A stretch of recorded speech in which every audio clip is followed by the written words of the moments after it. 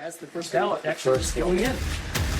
The first primary vote of 2024. Hello, New Hampshire. A campaign that began with 9 candidates This is not my time. has been reduced to just 2. We don't have a clear path to victory. One fella and one lady left. And as the indicted frontrunner continues to split his time between the voters and the jurors, He's a nasty judge. New Hampshire goes to the polls. We're tired of losing. With the fate of the Republican nomination in its hands. The president has to have immunity. America doesn't do coronations.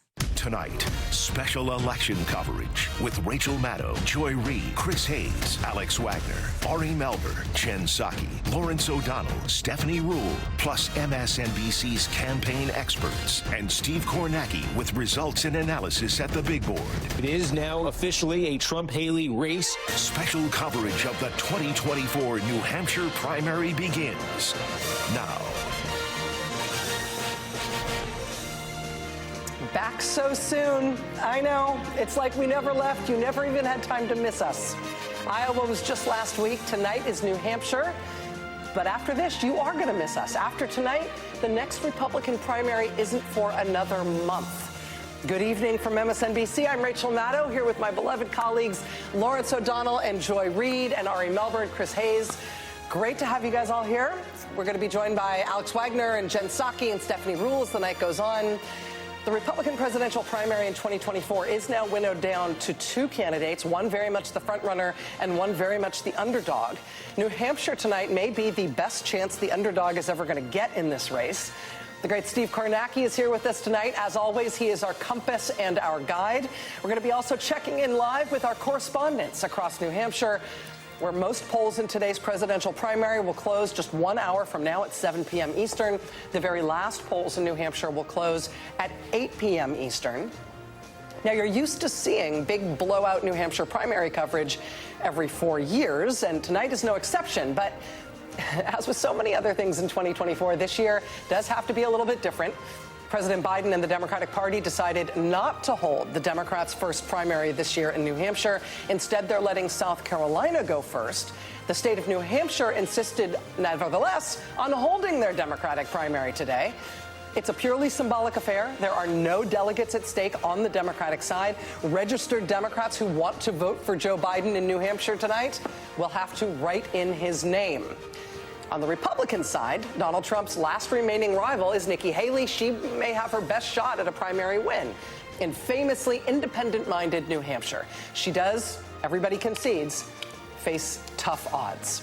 If Donald Trump finishes tonight with the margin of victory the latest polls predict, Haley says she won't drop out, but it will start to look like Trump has locked up the nomination. Which, of course, is what you would want, too, if you, too, were facing 91 felony charges and 4 criminal trials, plus civil trials up the wazoo. You, too, in such circumstances, would presumably want to lock in your nomination before potentially being convicted anywhere and before any of your various trials could reveal more to the American people about your alleged crimes. A not inconsiderable number of Republican voters tell pollsters that if Donald Trump is convicted in one of his trials, they will not vote for him in the general election. If Trump locks up the nomination before his trials start, the Republican Party will find itself between a rock and a hard place. They may be locked in to not giving those voters any other Republican choice. If that's where tonight leads us, if the Joe Biden-Donald Trump rematch is set, this will be the earliest a presidential general election matchup has been decided in modern political history. In other words, that would be us facing the longest general election of our lives. And it already feels so long. Here we go. We're going to start tonight by heading over to Steve Kornacki at the big board because, Steve, as I understand it, the exit polls, the first wave of exit polls had some surprisingly interesting and substantive results. What can you tell us about what they had? Yeah, and I first preface this by saying this is the first wave of the exit poll. So what's been happening is all day we've had folks at poll sites in New Hampshire administering the exit poll to folks as they leave the polls. That's continuing. The polls are still open in much of New Hampshire till 7 and even in some of New Hampshire till 8 o'clock. So there will be further exit poll data that comes in. We'll have 2 more batches of it that come in later in the night. So you're getting your first readout out here. And what that means is these numbers are subject to change. That being said, what we can show you right now from this first wave is what we're learning so far about the composition of this Republican primary electorate in New Hampshire. We've talked so much about what role would independents play, ideology, these sorts of things. Here are a few findings that jump right out. Let's start actually on the second page here. Party identification. This gets to that question of the role of independents and even Democrats. And what you're seeing here in the first wave of the exit poll in a, I stress, Republican primary, a minority of the voters identify as Republicans. Wow. 45% identify as independents. And this is the number that we are not used to seeing. 8% actually identify as Democrats, meaning that a majority in the first wave can change. That's the key question here. Will it change? A majority, though, right now, 53%, do not identify as Republicans. Now, typically in the past, this number for Democrats is trivial. It's 1%, it's 2%, it's 3%. It was 3% in 2016, the last competitive Republican primary in New Hampshire. This independent number, the highest it's been in the modern era, is 45%. It is in this first wave 45%, and we have not had in the modern era a minority Republican electorate in a New Hampshire Republican primary. So again, first wave, and again, the other thing to point out here too is this is asking folks how they identify. Because if you're actually a registered Democrat in New Hampshire today, you can't participate in this primary. So you're asking how they identify. But again, we ask that every primary. And usually the percentage in a Republican primary identifying as Democratic, as I said, is minute. So that's one thing we're learning from this first wave. And the key question is that first wave a red herring, or is it showing us something? Now, what else can we show you from the exit poll in the early wave? How about this? Let's move over to ideology, okay? So right here, I think what jumps out is this. The 6% in this Republican primary right now call themselves liberal, and 31% call themselves moderate. That is a combined total of 37% saying moderate or liberal. In 2016, last competitive Republican primary in New Hampshire, that total number was 29%. So this is 8 percentage points higher. Again, if you're having far more non-Republicans participate, it might follow that the ideology would move a little bit away from the conservative side. That's what you're seeing. Again, key question. Is this a red herring, or are the numbers going to remain like this? Other things we can show you here. We talked so much in Iowa last week about the role of evangelical Christians. They were an outright majority of the caucus electorate, 55%, and they went overwhelmingly for Donald Trump. They were the backbone of his Iowa landslide last week. What share in New Hampshire identify as born-again Christians and evangelicals? In this first wave, it is 19%. Again, that is far lower than Iowa. We knew it would be far lower than Iowa, but also New Hampshire is one of the most secular Republican electorates you're going to find. But 8 years ago, it was 25%. So it's down even from that I keep saying this, broken record, but it's important, in the first wave. Other key findings I think we can show you here. I want to show one more from the second page, and that is, we asked this question in Iowa, and we asked it again tonight. Do you consider yourself part of the MAGA movement? And the answer here in this Republican primary in the first wave is 64% say, basically two-thirds say, they do not consider themselves part of the of the MAGA movement. And I'm just searching to make sure I get the right number here. In Iowa last week, the number of no's was 50. So it's jumped up double digits here in this first wave. Here are a couple other quick ones here I think are important to show. We asked folks, would you be satisfied, Republican primary voters, would you be satisfied if Nikki Haley won the Republican nomination? Here's what we find. 55% in this first wave say they'd be satisfied with Haley as the Republican nominee. 43% say they'd be dissatisfied. Asked the same question about Donald Trump. Satisfied or unsatisfied if he's nominee? It was 55-43 for Haley. What is it for Trump? 56-43. So, again, early, first wave, 2 more waves to come. And I think, frankly, we're not getting the next wave probably till later in the 7 o'clock hour, with polls in the majority of the state closing at 7 o'clock and results starting to be reported out then.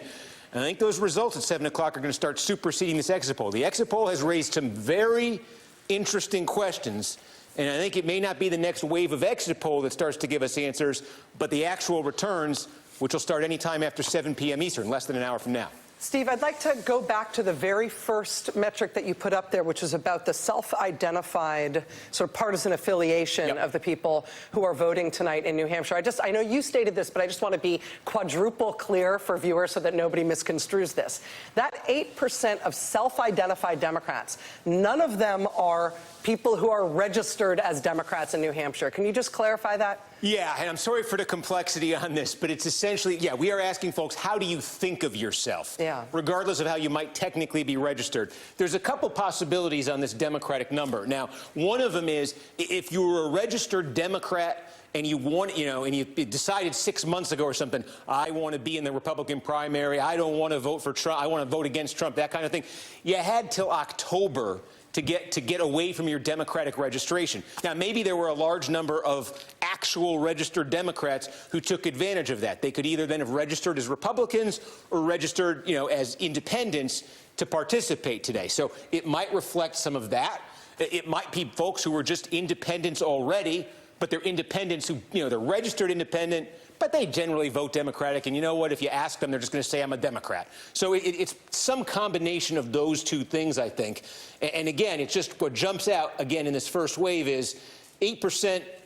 I don't know if that seems like a small number to folks, but that is a big number who identify with the other party in a Republican Party primary, especially in New Hampshire by any historical standard. The reason I asked about this, Steve, I was looking at this earlier. According to the state, it's less than 4,000 people who had been registered as a Democrat who, before October, before the deadline, unregistered as a Democrat and re-registered either as an independent or a Republican. 4,000 people. They're expecting, 300,000 people to turn out in this electorate tonight? So that's just that's an unexpectedly large number, even given the numbers that we had from the state about the number of registered Democrats who are going through the kind of process that you're describing, right? Yeah, absolutely. I mean, that's one of the realities, too. Just a bigger picture about politics is we talk so much about the number of independents. It's a huge number. It's grown. More and more people saying, I'm not a Democrat, I'm not a Republican. The reality, though, is even with people who are independents and registered that way, they tend to vote primarily for one party or the other. So I think you've got a lot of independents in New Hampshire who, if you really ask them the question, are going to say, I'm basically a Democrat. That's how I think of myself, even if they don't want to actually be registered with the Democratic Party. Or, for that matter, there's a lot of independents in New Hampshire who will say, I'm basically a Republican, even if they don't want to register with the Republican Party. That point, Steve, is so important about independence, right? Because it's something we know from the political science literature and the polling that a big chunk of people who identify as independents are voting in a fairly partisan way, even though they do that. I think these numbers are fascinating for a few reasons. One is that just to contrast with Iowa, right? We know these two states are very different. They have been very different. They've been picking different winners early in the Republican primary for multiple cycles. Last week when we were sitting at the desk, we were getting the sort of distilled essence, a kind of demi-glace, right, of Republican voters from the 750,000 that are registered statewide to the 100,000+ that are coming out in 20-degree below freezing temperatures to come out to caucus at night, right? This is going to be a different thing. It has been for a different thing, but we also might be seeing, and again, we don't know, as much as Donald Trump has been a turnout driver for Republicans and his base, he has been a turnout driver in the opposite direction. That is one of the stories of Donald Trump. It was certainly a story in 2020. It was why he lost the election in many respects. He is a profoundly polarizing figure. Now, within the Republican primary, they're sort of detached from the kind of mechanics of that you see in the broader electorate, but because of the distinctness of New Hampshire's political tradition, the centrality that independents play in that state, the nature of its Republican Party, which is considerably more secular and different than the makeup of Iowa, that dynamic may be much more at play tonight than we saw it in Iowa. Looking ahead at the course of the night, we obviously are looking just at first wave exit polls. There is a long way to go, both in the exit polling, let alone in the actual results. But Joy, let me put this to you. I mean, with what Steve is putting out there, I mean, that looks like the best possible electorate for Nikki Haley. Yeah. What's her sort of pie in the sky best hope for tonight? It's interesting because going through some of the the findings in these exit polls are fascinating, and it is obviously a much more secular electorate. It's 67% oppose a national abortion ban. It's something that's actually been a good talking point for her, that she still says she would sign an abortion ban, but she sounds less caustic on that issue. I was kind of interested. Her voters are more optimistic about the economy.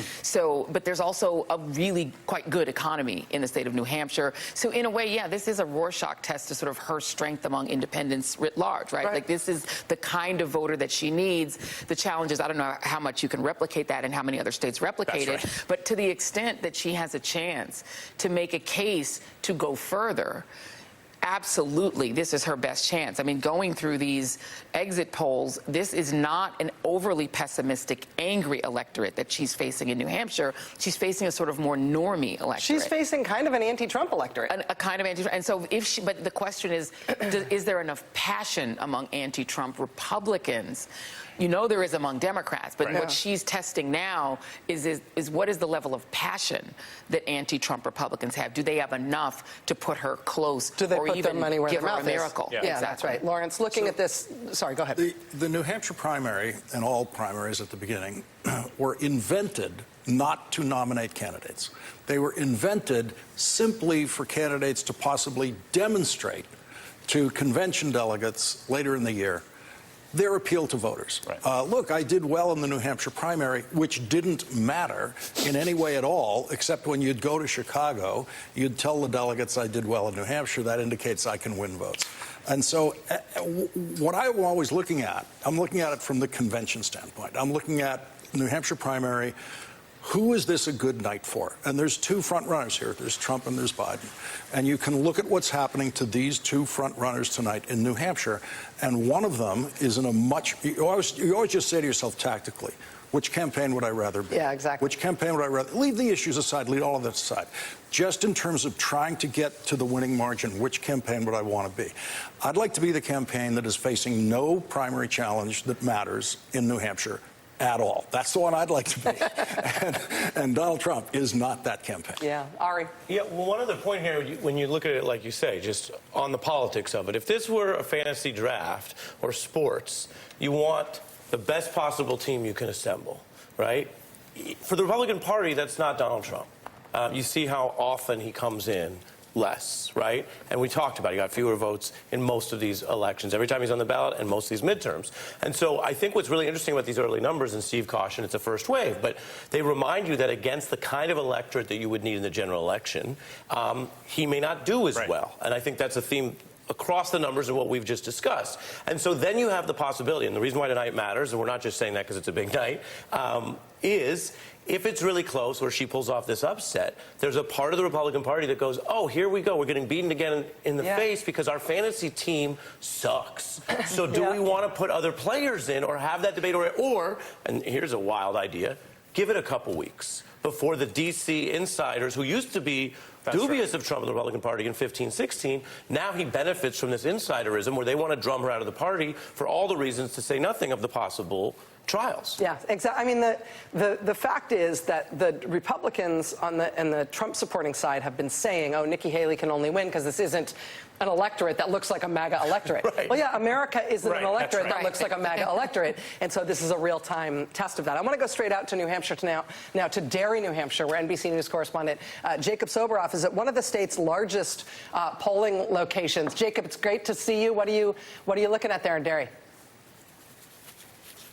Hey, Rachel, great to see you guys, too. So this is Pinkerton Academy in Derry, and the local officials here tell me they can't say for certain, but they believe that it could be the largest polling location based on the amount of registered voters, not just in New Hampshire, but in the entire nation. As many as 20,000 people or so are eligible to show up here and participate. They're already seeing an incredible amount of turnout. And actually, I want to get you, hey, Lisa, I want to get you the latest numbers because they're tracking these in real time. Lisa, come with me. This is Lisa Holmgren. Lisa's the town moderator. Lisa Holmgren, did I get that right? Holmgren, yes, you did. Okay, so the town moderator, Rachel, in New Hampshire, is the person who, your only job is elections. You're like the county clerk recorder where I come from in Los Angeles, right? I mean, I suppose that could be right. This is my job, and I just do elections. And so is it true that this is the biggest polling place in New Hampshire? And if so, If so, if not, what's the turnout look like so far? How's it breaking down? So we are the largest single polling place in New Hampshire, and our whole entire town works here. So all 4 districts come here to vote. You got the numbers on that phone right there? I absolutely do. Am I right that okay, you have registered voters on top, 18,000. Can we show this to them? I can't. Okay, we can't show you. No, you can't. Sorry. 18,971 is the amount of registered. How many have shown up so far? So we have 8,265 total check-ins? Been checked in today. And how many break down between Republicans and Democrats? So I won't have that information until the end of the night. I will have that information, but I can tell you that we've already had 496 absentee ballots pass that have gone through, but all of the rest of those folks showed up in person. And so it seems like that. I mean, you have quite a large turnout, approaching 50% turnout here already tonight. Do you expect a sort of a surge? Rachel, we're open till 8. They're open till 8 o'clock p.m. here in Derry. So is there going to be a surge sort of towards the end of the night? So I'm expecting that there is a lot of folks stop in on their way home from work, and they like to vote on their way home, or they go home and have dinner and then come out afterwards. We've had it's been very steady throughout the day, and we've had a couple of good bumps throughout the day where we processed about 800 to 850 votes an hour. 800 to 850 votes an hour? So there's a lot. You're seeing a lot of interest. Yes. When it comes to process, let me show you, Rachel, something here. Come with me, Lisa, if we can. So people will come here and they'll check in. You have to present your ID, right? And you present your ID. If you don't have an ID, you get what's called a challenge voter affidavit form. Is that right? That's correct. Okay, can we go look at that real quick? Yeah, sure. So the reason that they added this law in New Hampshire is because, you're Russian New Hampshire and you left your ID on your desk. Nobody wants to go all the way back to work. Tell me about it. To Boston to get their ID. And so they're able to come in here, and we have what's called the challenge voter affidavit. And basically, it's super high tech. We use a Polaroid camera. This is amazing, Rachel. Right? Look at this. So we use I want to show them something. Rachel, so if you forget your ID, you take one of these. Recognize this guy? They attach it. Am I right, Lisa? You attach it to the form right here like this. Right here in the form. We attach it to the form. You swear an oath that you are who you say you are. I swear it's me. You swear it's you, and then you check what election you came to, and you sign it. And then one of our folks signs it to say they watched you take the oath and sign it, and then this becomes your ID. And you will get contacted by the Secretary of State's office. Just to make sure that it's you. Make sure it's you. They do some cross-checking, like they're going to check, make sure your photo is the photo in your driver's license. Before we go, because we only have limited time, come with me. I want to show them one last thing. So you'll take that, Rachel, that form with you. You'll come up. You recheck in. The part of this process, Lisa, that I didn't know about, that I find so fascinating is when you come here, you're an unaffiliated voter. There are more unaffiliated voters in this state than any affidavit. You go participate in the process in one of the polling booths. But this thing, Dana Roker, come over here. This thing here is called a change back station. What's a change back station, Lisa? So when somebody comes in and they're undeclared, during the primaries, you can only vote in a party that you belong to. So they come and they declare themselves to a party temporarily, and they're able to participate in the elections, and then once they've cast their vote, you change back literally means when they leave. So they come in, they're unaffiliated, they change to a Republican or Democrat. By the time they walk out of the building, they're back to unaffiliated if they go to that change back station? Yeah, in New Hampshire we call that undeclared, but yes, that's correct. They walk in the door undeclared. They have the right to walk out at undeclared. And some people choose to stay, and some people choose to go back. It's an incredible process. I'm going to continue to check in with you throughout the night. You got one of the most important jobs in New Hampshire politics right now. Thank you very much. Rachel, I'll send it back to you. Jacob, that was fantastic. Please tell Lisa thanks for us. That was a lot of information in a short period of time. That was fascinating. Thank you. Jacob Soboroff is at the largest polling place in New Hampshire, in Derry, New Hampshire. It's one of the sites that is open until 8 p.m. A lot of polls in the state close at 7 p.m. Eastern time, which is less than an hour from now, but a number of polls close at 8 p.m. We're going to be covering it all. We're going to be going out back into the field to hear from some more voters just ahead. Steve Kornacki's been guiding us through some of the first wave of the exit poll data that we've had, which is going to be, I mean, my back of the envelope analysis. Fantastic news for Nikki Haley's campaign and what she's thinking about in terms of her chances tonight. There's a lot to come. This is going to be an exciting night out of New Hampshire. Stay with us. All the way with Trump. This country needs a fighter. For this country, he's a proven record. We need him. He's a divine intervention from God. I really believe that. Anything but Trump. That was your priority. That's my priority. Is that the biggest reason you supported Nikki Haley? Yeah, I'd say. Because of Donald Trump? Yeah.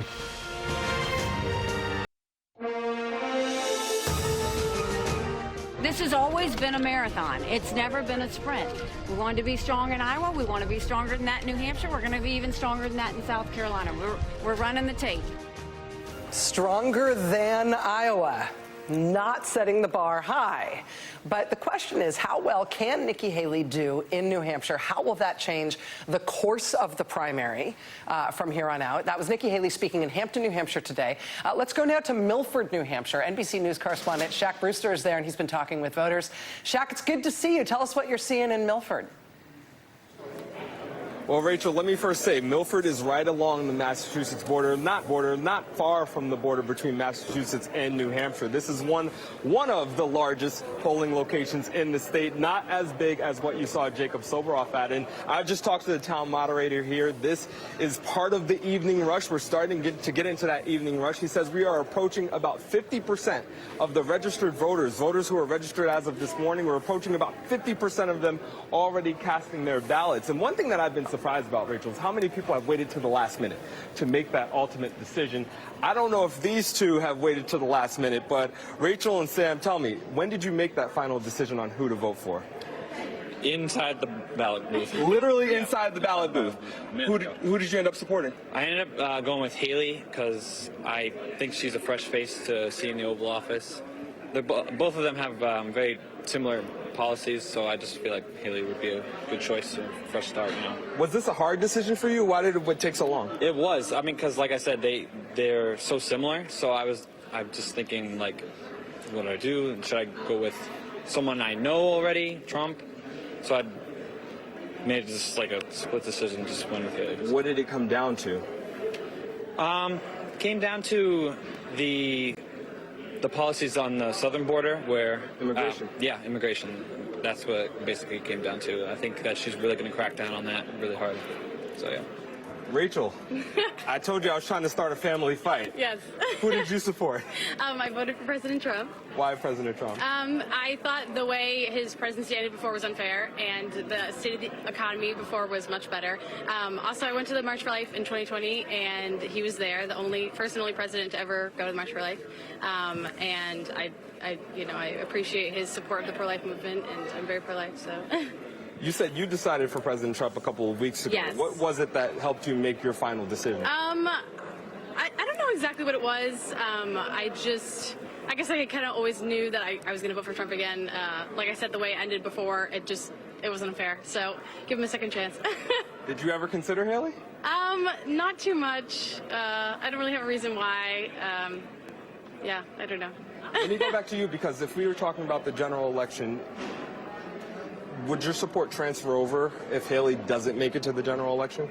Yes, I think it would. I mean, because I'm still behind Trump because he did a really great job in the past. So it's not just, I wouldn't just focus on like Haley. Like if Haley can't make it, then I would still back up Trump, definitely. Yeah. And there were a lot of other candidates initially in this process. Indeed. Talk to me about your process of how you got down to Haley.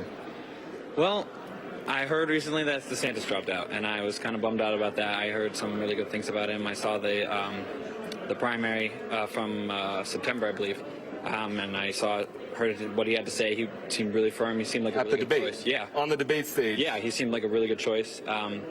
So if he were still running, I would probably still be for him, but unfortunately, it is what it is. So. Thank you two so much. I was joking about the family fight. You guys know that, but thank you for sticking around and talking with us. Rachel, that just gives you a sense of what voters are saying, a lot of it coming down to what happens at the very last minute. Fascinating. Shaq Brewster, NBC Shaq Brewster for us in Milford, New Hampshire. Shaq, thank you. Brother and sister voters there. Not fighting, clearly going to fight later. Right? Exactly. But, I mean, to me, this is actually a great reset, because I think all of us who've covered this stuff all the time and spend all our time reading about it think that everybody understands the overall arc of the process that we're in. They know what's going on with all of the candidates. They know the trajectory of these things.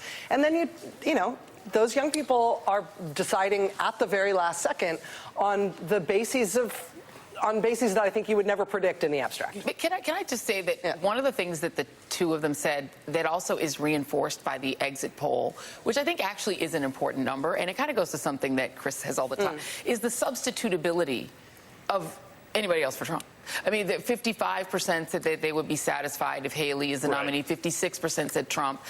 If Trump were not the nominee, the next Republican that came in would get roughly the same amount of votes. It's not as if it doesn't sound like, at least, you know, in this small, tiny microcosm of people, and I've not seen a whole lot of evidence that, you know, the whole party would fall apart without Donald Trump. Like, that sort of was what that told me. And I agree that these are, you know, he said they're partisan Republicans. I'm a Republican. I'm going to vote for the Republican who's on the ticket, which, again, that's what most people in both parties are, right? I mean, the other thing I thought was so interesting about him is whatever context you're talking about when you're talking about a swing voter, right?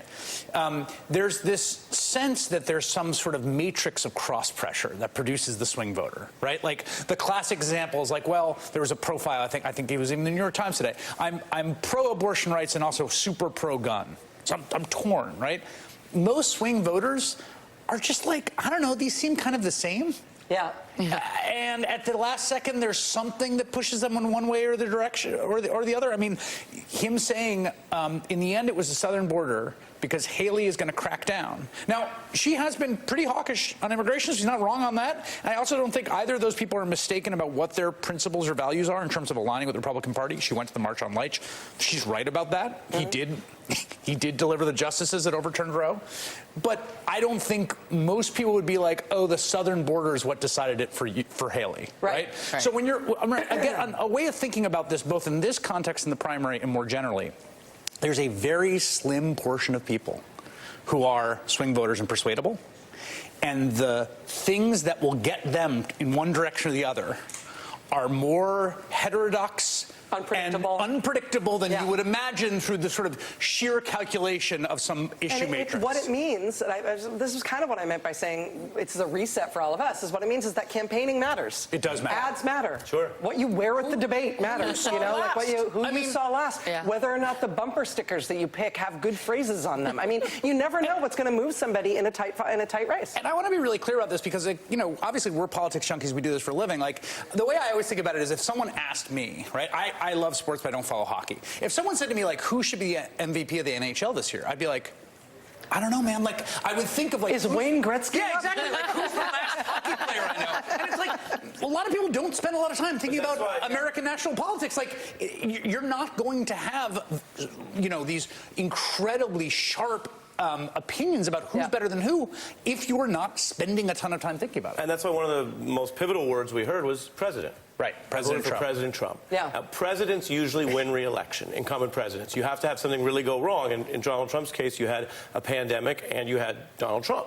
And the voters did make a choice then. But now, in a primary, as we've discussed, he's a bit of a quasi-incumbent. Republicans and people who are friendly to that Republican perspective, whether they self-identify as MAGA or not, they count that president thing a lot. He made it once. They've heard him count it out before. Yep. And so they know his name. They know how to spell it. They know what he looks like. And so I think it cuts both ways. On the one hand, there's a lot of momentum still behind a president winning his own primary back.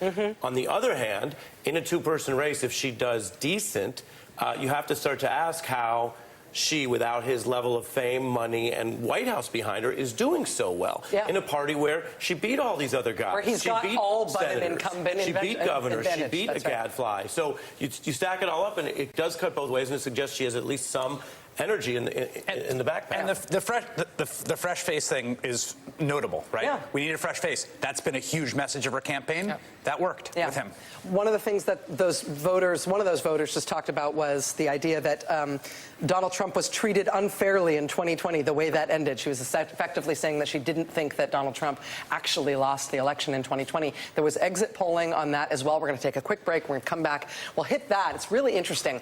2/3 of the electorate in the Iowa Republican caucuses said that Joe Biden isn't legitimately the president right now. You'll be interested to see what the electorate, the Republican electorate in this primary today in New Hampshire says on that same question. We'll have that right on the other side of this quick break. in case it doesn't work out for her, Yeah, right? right. I mean, look at the polling and all that. Yep. And it is another Donald Trump, Joe Biden rematch. What do you do? I'll cry. Lots of tissues already. Yeah, and I'll go back and vote for Trump if I have no other choice. But. Yeah.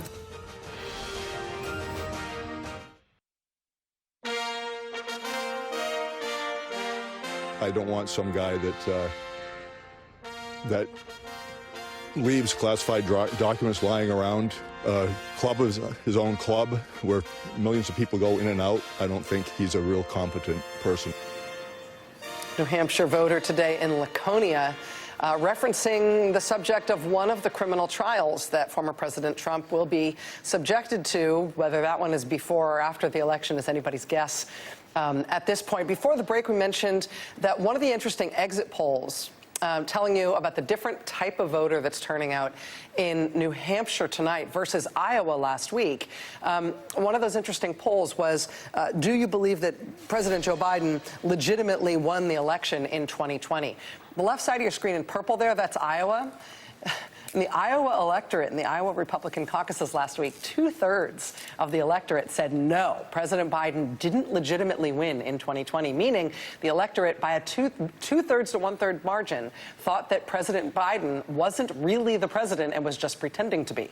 Tonight in New Hampshire, the electorate in the Republican primary there is evenly split on the issue, which is still remarkable, but is also a significant change from the electorate that we saw last week. Ari Melber, I understand you've got a guest for us. Yeah, let's bring in Boston Globe reporter James Pindell, reporting from Manchester, New Hampshire. Welcome. And I understand you have some news. What can you tell us out there? Well, look, I've been out on the polls for the last 2 or 3 hours because it's election day and I'm a reporter and a political junkie like you all, and I love to talk to voters.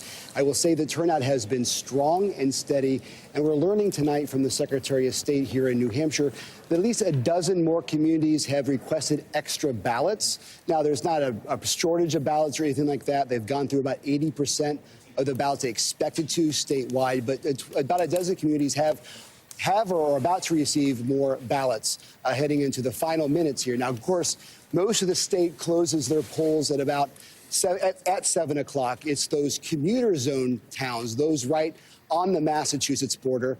50% of the state lives basically in 2 counties that are bedroom communities to Boston. The Boston Globe's the largest newspaper in New Hampshire.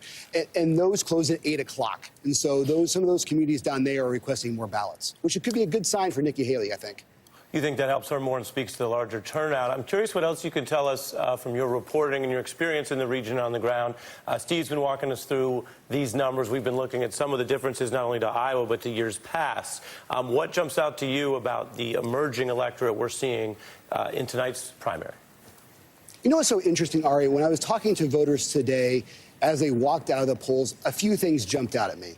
Number one, like we saw in an earlier segment from Milford, people are making up their minds in the last 2 days. Some have made up their minds as they were walking in. The people who did not make up their minds are Donald Trump supporters. They are definitely for Trump. And if you're not for Trump, you had sort of a decision to make, and you weren't really thrilled with it. There were some people who were happy with Nikki Haley. I talked to a number of women, particularly independent women, who were happy to vote for a woman for president. But others were simply voting against Trump. And remember, there's a Democratic primary, and a lot of them had very complicated feelings as well. And James, we've heard in many past years and seen the precedent where Iowa acts and New Hampshire is seen as reacting. It certainly helped Hillary Clinton. It helped Donald Trump.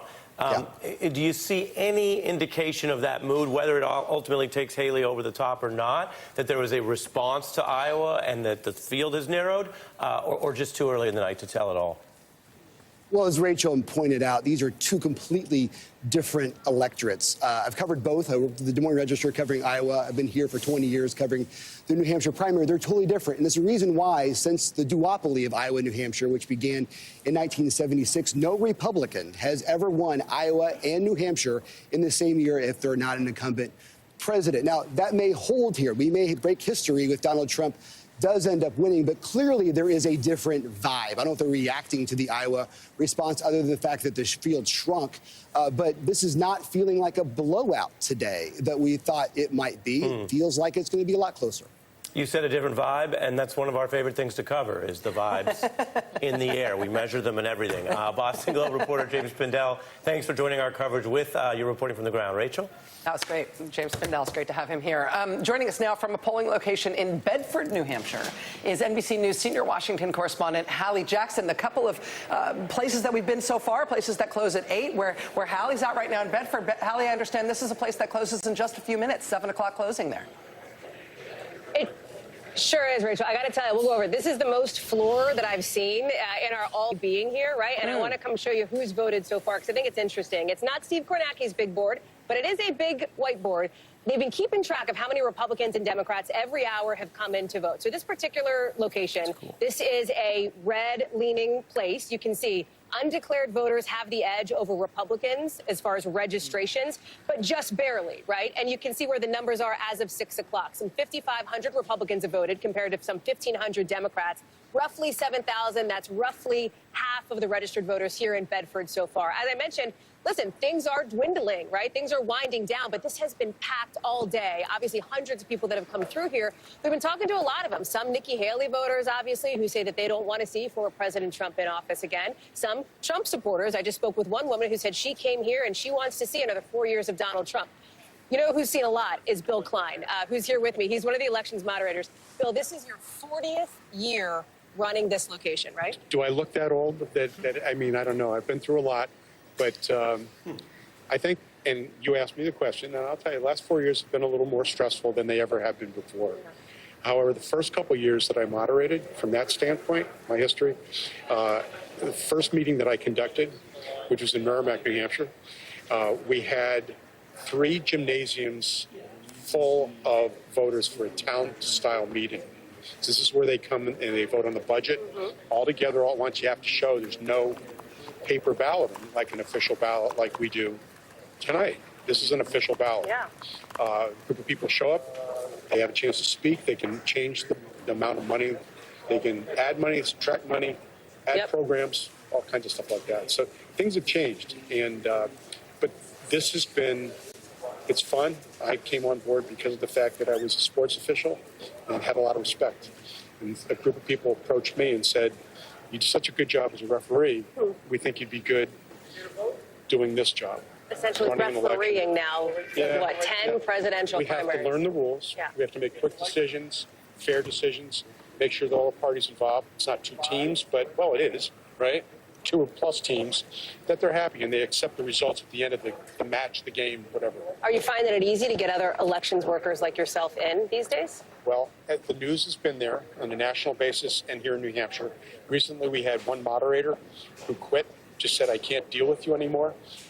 We've had some clerks that actually quit in the last couple of weeks, right before this election. That's huge. Wow. You know, Why'd they quit? Pressure, and very often it's not from the public. It's not necessarily directly from the voters, but it's the other staff within that town, city area that they're infighting. They're getting upset with stuff. Not playing, I'd say, not playing nice in the sandbox. Or if I had a yellow card in soccer, I'd put my yellow card up and say, giving you a caution because, you know, you're not acting nice. You're being unsportsmanlike. Bill, thank you so much for talking to us. I appreciate it. 40 years. I mean, you've seen it, and it's amazing to be able to have your perspective. Thank you. Rachel, you can see, like I said, of course, thank you. It is democracy in action, or at least what will soon be the detritus of democracy in action once this polling location shuts down. But we've been all over the state today talking with folks, talking with various candidates and surrogates, et cetera, looking to see what is potentially this last best chance here for Nikki Haley to try to stop or at least slow down, potentially, Donald Trump's march to the Republican nomination. Rachel, I'll toss it back to you and the gang back there at 30 Rock. Hallie, thank you so much. That was fascinating. To have that guy who's been working 40 years in election administration in Bedford, New Hampshire, and then to hear him say that was really that there are clerks and there are other local officials who have just quit just in weeks leading up to this moment when New Hampshire takes it so seriously and takes their civic responsibility so seriously and loves voting so much, has huge voter turnout, has very well-run elections. To hear him saying it's unsportsmanlike conduct and people have been dropping out because they can't take how terrible people are being to each other, it just breaks your heart as a citizen, you know? Yeah. Yeah, and this is, again, he was oblique enough that I don't want to put words in his mouth in terms of what the source of that friction was. It might have just been purely interpersonal, but we also know, and this has been well documented and reported and covered by all of us, there has been this insane upsurge in threats, harassment, intimidation, and pressure on local election officials in the wake of 2020 and after. The Attorney General of Arizona the other day basically saying he didn't think the Department of Justice was doing enough for the poll workers and election officials in his state of Arizona because it gotten so bad. This is something that has been touching all sorts of communities and often in places, and we've seen in Texas, for instance, examples of places where these are places that sometimes are totally dominated by the Republican Party, right? They're not, these are not swing counties in some places, and it's still reached those areas. Yeah, and the 2020 election result in New Hampshire was not close. Right. But fully 49% of the people turning out in this electorate, in this New Hampshire primary today, telling the exit pollsters that they do not believe in the results of the 2020 election. What the Republican Party has done on that issue is a powerful thing with big consequences. All right, Steve Kornacki's back at the big board with new information for us, plus a preview of what he's going to be watching for when the polls close and the results start coming in. We're going to see some of the polls in New Hampshire start closing just in the next few minutes. All of the polls will close in the state by 8 p.m. Eastern. Stay with us. It's primary night in New Hampshire. Oh, yeah, the line was crazy. I made my decision today. Today you made your decision? Yeah. Walking in? Overnight, I decided on Nikki Haley. Why? Because I think she's going to hopefully bring the rest of the Republicans together. Like across the nation, we're going to have a woman president, and I think it's a little bit better than Trump right now. I was thinking about how far right Trump is, and I really like that. But I think Nikki has a better chance of carrying the country.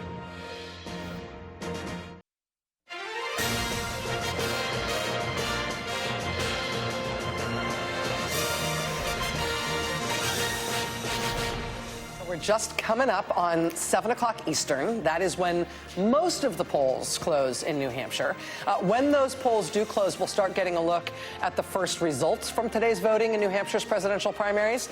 I will tell you, though, this is important. Some polling places in New Hampshire are open for another hour. They're open until 8 o'clock. Because of that, NBC News will not be making any sort of projection or characterization of the race until all the polls all over the state have closed. Once all the polls have closed, which is, again, not until 8 p.m. Eastern, the NBC News decision desk will be able to start working toward its first characterization of the races. The decision desk bases their characterizations on analysis of exit poll data. They look at precinct level and county level vote returns. There are three main characterizations that the decision desk may make tonight. The first one is usually the first one, too early to call. This means there isn't yet enough data to determine any margin between the candidates. Or there may be a significant margin for one of the candidates, but the decision desk hasn't yet met its statistical standards to project that race. That's too early. Then there's too close to call. This means that the decision desk has determined with statistical confidence that the final margin between the candidates will be less than 5 percentage points. That's what they mean when you hear too close to call. And then finally, the big one, the one that we are working toward over the course of the night, projected winner. This means NBC News is making a projection that a candidate will win the race. So those are the three levels of characterizations we will be getting tonight. But again, do not expect characterizations once all the polls close in 1 minute and 8 seconds. You'll only expect the first characterizations once all the polls close just over an hour from now. First, Steve, let me ask you to fact check me on that, make sure I explained all that correct.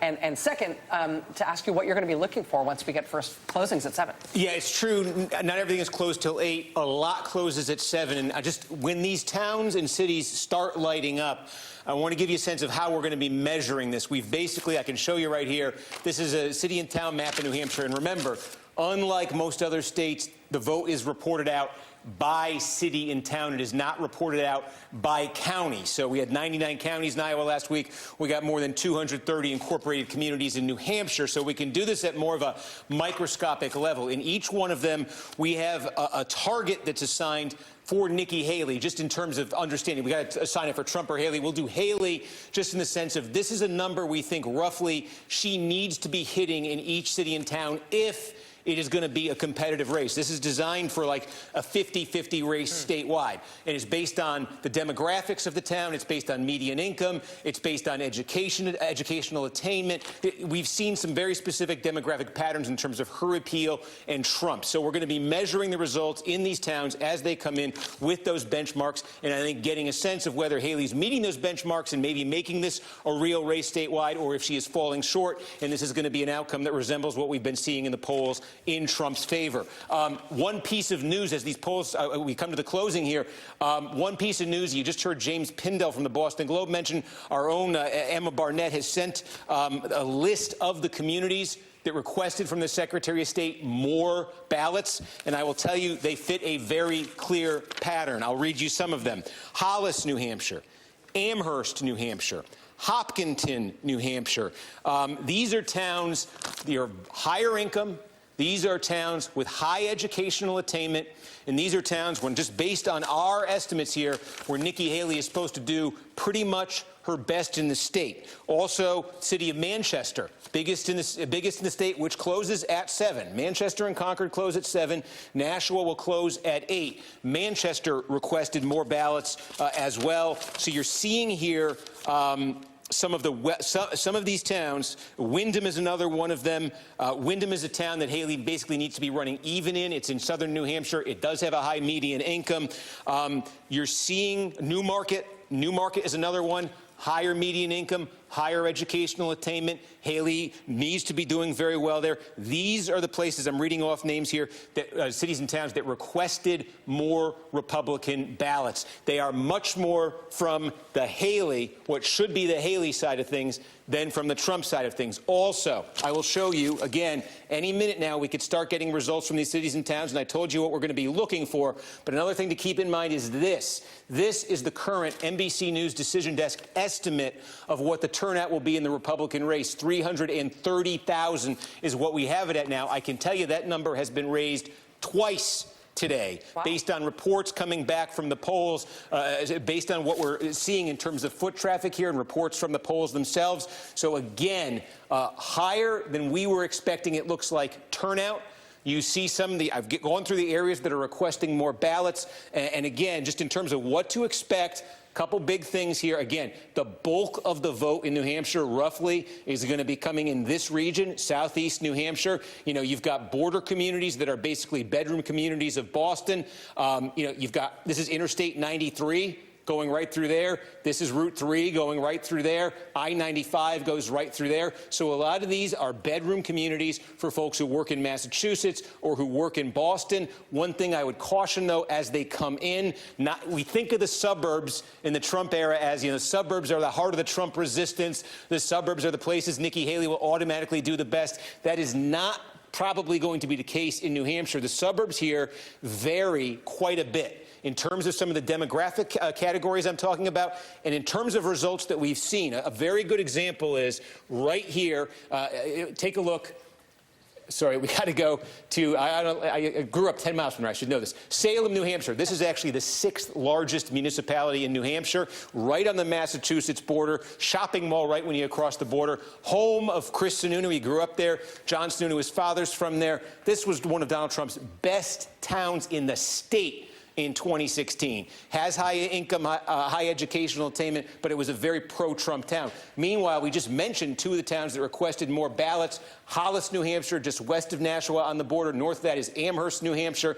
Again, these are places that John Kasich did very well in 2016, and where Nikki Haley is expected to do well tonight. The question is how well. So again, these communities along the Massachusetts border or just north of the Massachusetts border, there's going to be some variance there. A lot of them are going to close at 8, but not all of them. Hollis closes at 7. There are a couple right along the border here. Salem, notably, closes at 7. The city of Portsmouth, which is There you go. Portsmouth right on the coast there. That's one Haley needs to be winning huge. Closes at 7 o'clock. Dover, that's one Haley needs to be winning. Rochester should be a strong Trump area, kind of old industrial city. Concord, the state capital, closes at 7.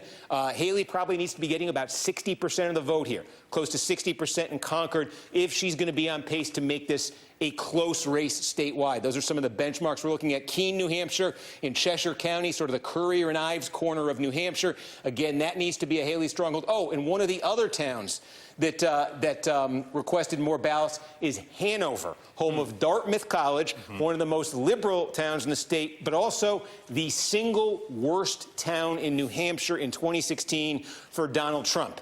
Haley, if she's having a good night, is probably breaking 70% in Hanover. And as you know, we've reported here, as Emma Barnett has reported, they asked for more Republican ballots in that town this afternoon. Can I just reflect on what we're looking at on the screen while you're talking?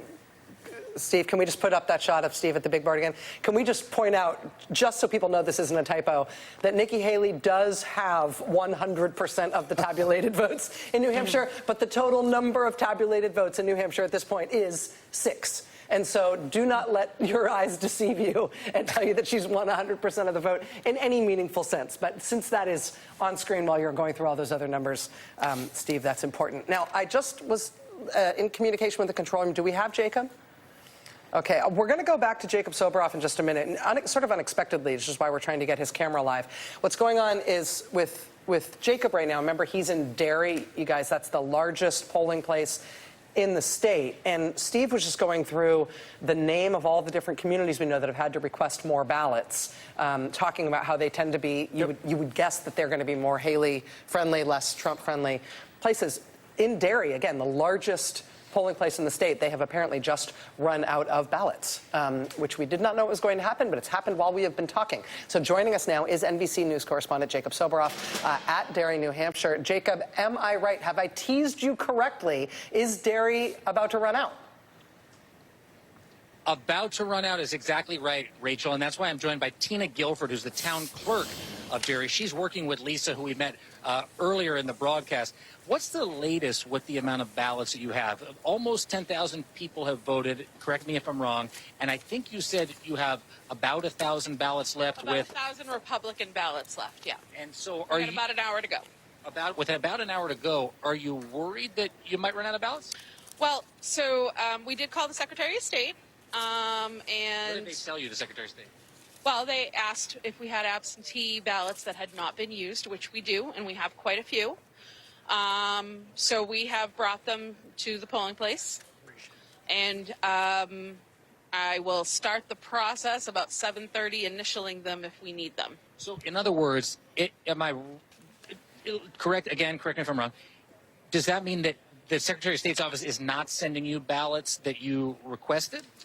Well, they may not have them for us. But in the normal process, instead of using absentee ballots, they would send you ballots. So it really depends if they have them, if they have print overruns. They sometimes do not have them, and you have to use photocopies. We happen to have a supply of the absentee ballots that were not used as absentee that we will use as Election Day ballots if needed. My understanding is, I've been listening to Steve Kornacki talk to my colleagues, Rachel Maddow and the rest of the folks on MSNBC right now, and there are a lot of requests similar to the ones you're making to the Secretary of State all throughout the state of New Hampshire, and the Secretary of State is getting ballots to those other places. So from what I understand, when I saw the Secretary of State, it has to do whether or not they had print overruns. What does that mean? It means they printed more than the order, and so they hung on to them to see if they needed them. I see. I would think. Just out of curiosity, what's the implications for potentially moving to absentee ballots? Is that going to affect the speed with which you count the ballots? No. Nope, because they'll go right through the machine just like any other ballot. Okay, so as far as the process, you feel like everything's on track here. Polls are going to close at 8. Our problem would be if we needed photocopies. That would put a gunk in the works. All right, well, Tina, you got to keep us posted, okay? Yep. All right, thank you very much, Tina. You're welcome. All right, Rachel, you heard it from the town clerk at Derry, New Hampshire. They have enough absentee ballots in case they run out of actual ones. With 51 minutes to go, they have about 1,000 ballots left on the Republican side, and we got people still coming in. Well, let me ask you about that last point, Jacob. First of all, it looks from what we can see talking to you like things are running very smoothly and calmly there. Are there lines? Is there a backup? Are there a lot of people still coming in? That's the way that it feels here. So I'm on the other side of the field house, the gymnasium, from where I talked to you before. It does feel like things are operating. I think it'll just be like a 10, 15-second walk outside. Dana, let's just quickly go show Rachel if there is a line that's forming outside. I'm going to sneak around. Oh, here's Lisa doing another interview right now. And I'll tell you, Rachel, if there's a... I know. So she's busy. But you know what? Tina did a solid. So yeah. Thank you to Tina as well. Let's go right outside. Come this way, Dana. There are definitely still people coming in. I'll give you a look at it. There's definitely still people coming in. The parking lot's across the street. You can see sort of people coming this way, but it isn't a crush. So hopefully what Tina said, they don't want to have happen is not going to happen. But Lisa also did tell us that before the polls close, there's generally a bump historically. So we'll keep our eyes on the situation out here. Fascinating. Thank you very much. Jacob Soboroff, state's largest polling location in Derry, New Hampshire, where, again, we've just heard from the town clerk of Derry that they have requested additional ballots. They've got about 1,000 ballots left with just under an hour to go still to vote at that large polling place.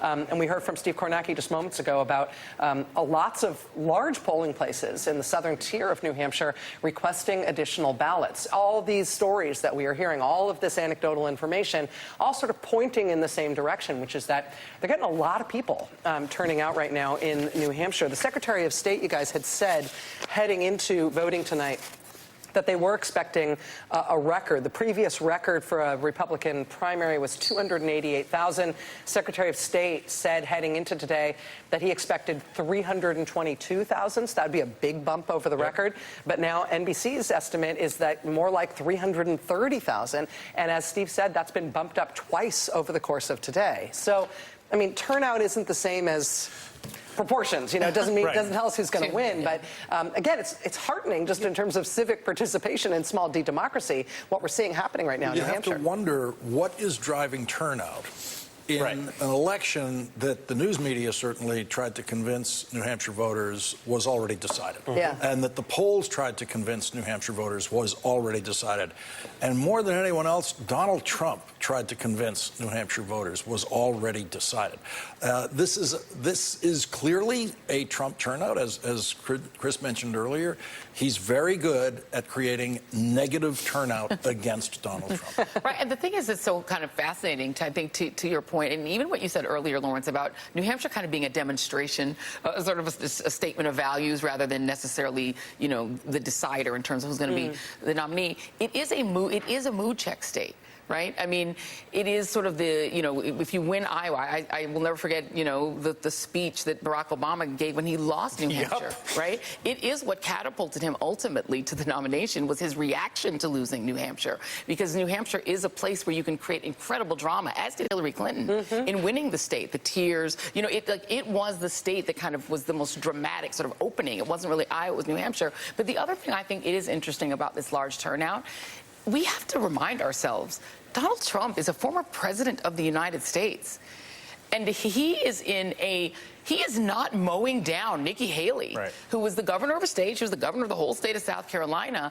But she is a woman, brown woman, daughter of immigrants, probably the most unlikely final player in the game of Survivor that was the Republican primaries that started with all of these other players that were much more ostentatious, much more bombastic, much more like Trump. She survived all of that. It is kind of a remarkable story, and a story of his weakness, that he is now facing a much more interesting finish in New Hampshire than he at all expected, or any of us expected. Can I ask you what you I feel like you're a better political observer in terms of what the human beings are involved than I am. Like I'm more of a robot and you're more of a human, basically. I love you, Joy. You're a brilliant robot. But I feel like everything you're saying about Nikki Haley is true, but I also feel like, again, sort of heartened about the game of politics, which is that of everybody who was running in the Republican primary, I feel like Nikki Haley is the best campaigner. Did the best. She's the best speaker. Yes. She does the Absolutely. best ads. She does the best Absolutely. events. She's the best Absolutely. debater. Absolutely. And so that makes me feel like, oh, you know, no matter what you look like on paper and how likely this is going to happen, according to the statisticians,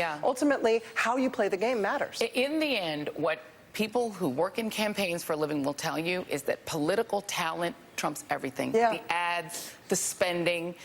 What really matters is whether you have raw political talent. It is how somebody named Barack Hussein Obama could beat a Clinton. If you just have raw political talent, it's such a metric that is so far and away above everything else. Yes, money and other things matter, but whatever you think about Nikki Haley's positions or her politics, she actually is. She's got retail political talent. She's got communicative skills. She was excellent in those debates. I think we always agreed consistently that she won the debates. Empirically, she was the winner. So she actually used very old-fashioned, almost quaint, strategy for getting this far. She's just good at it.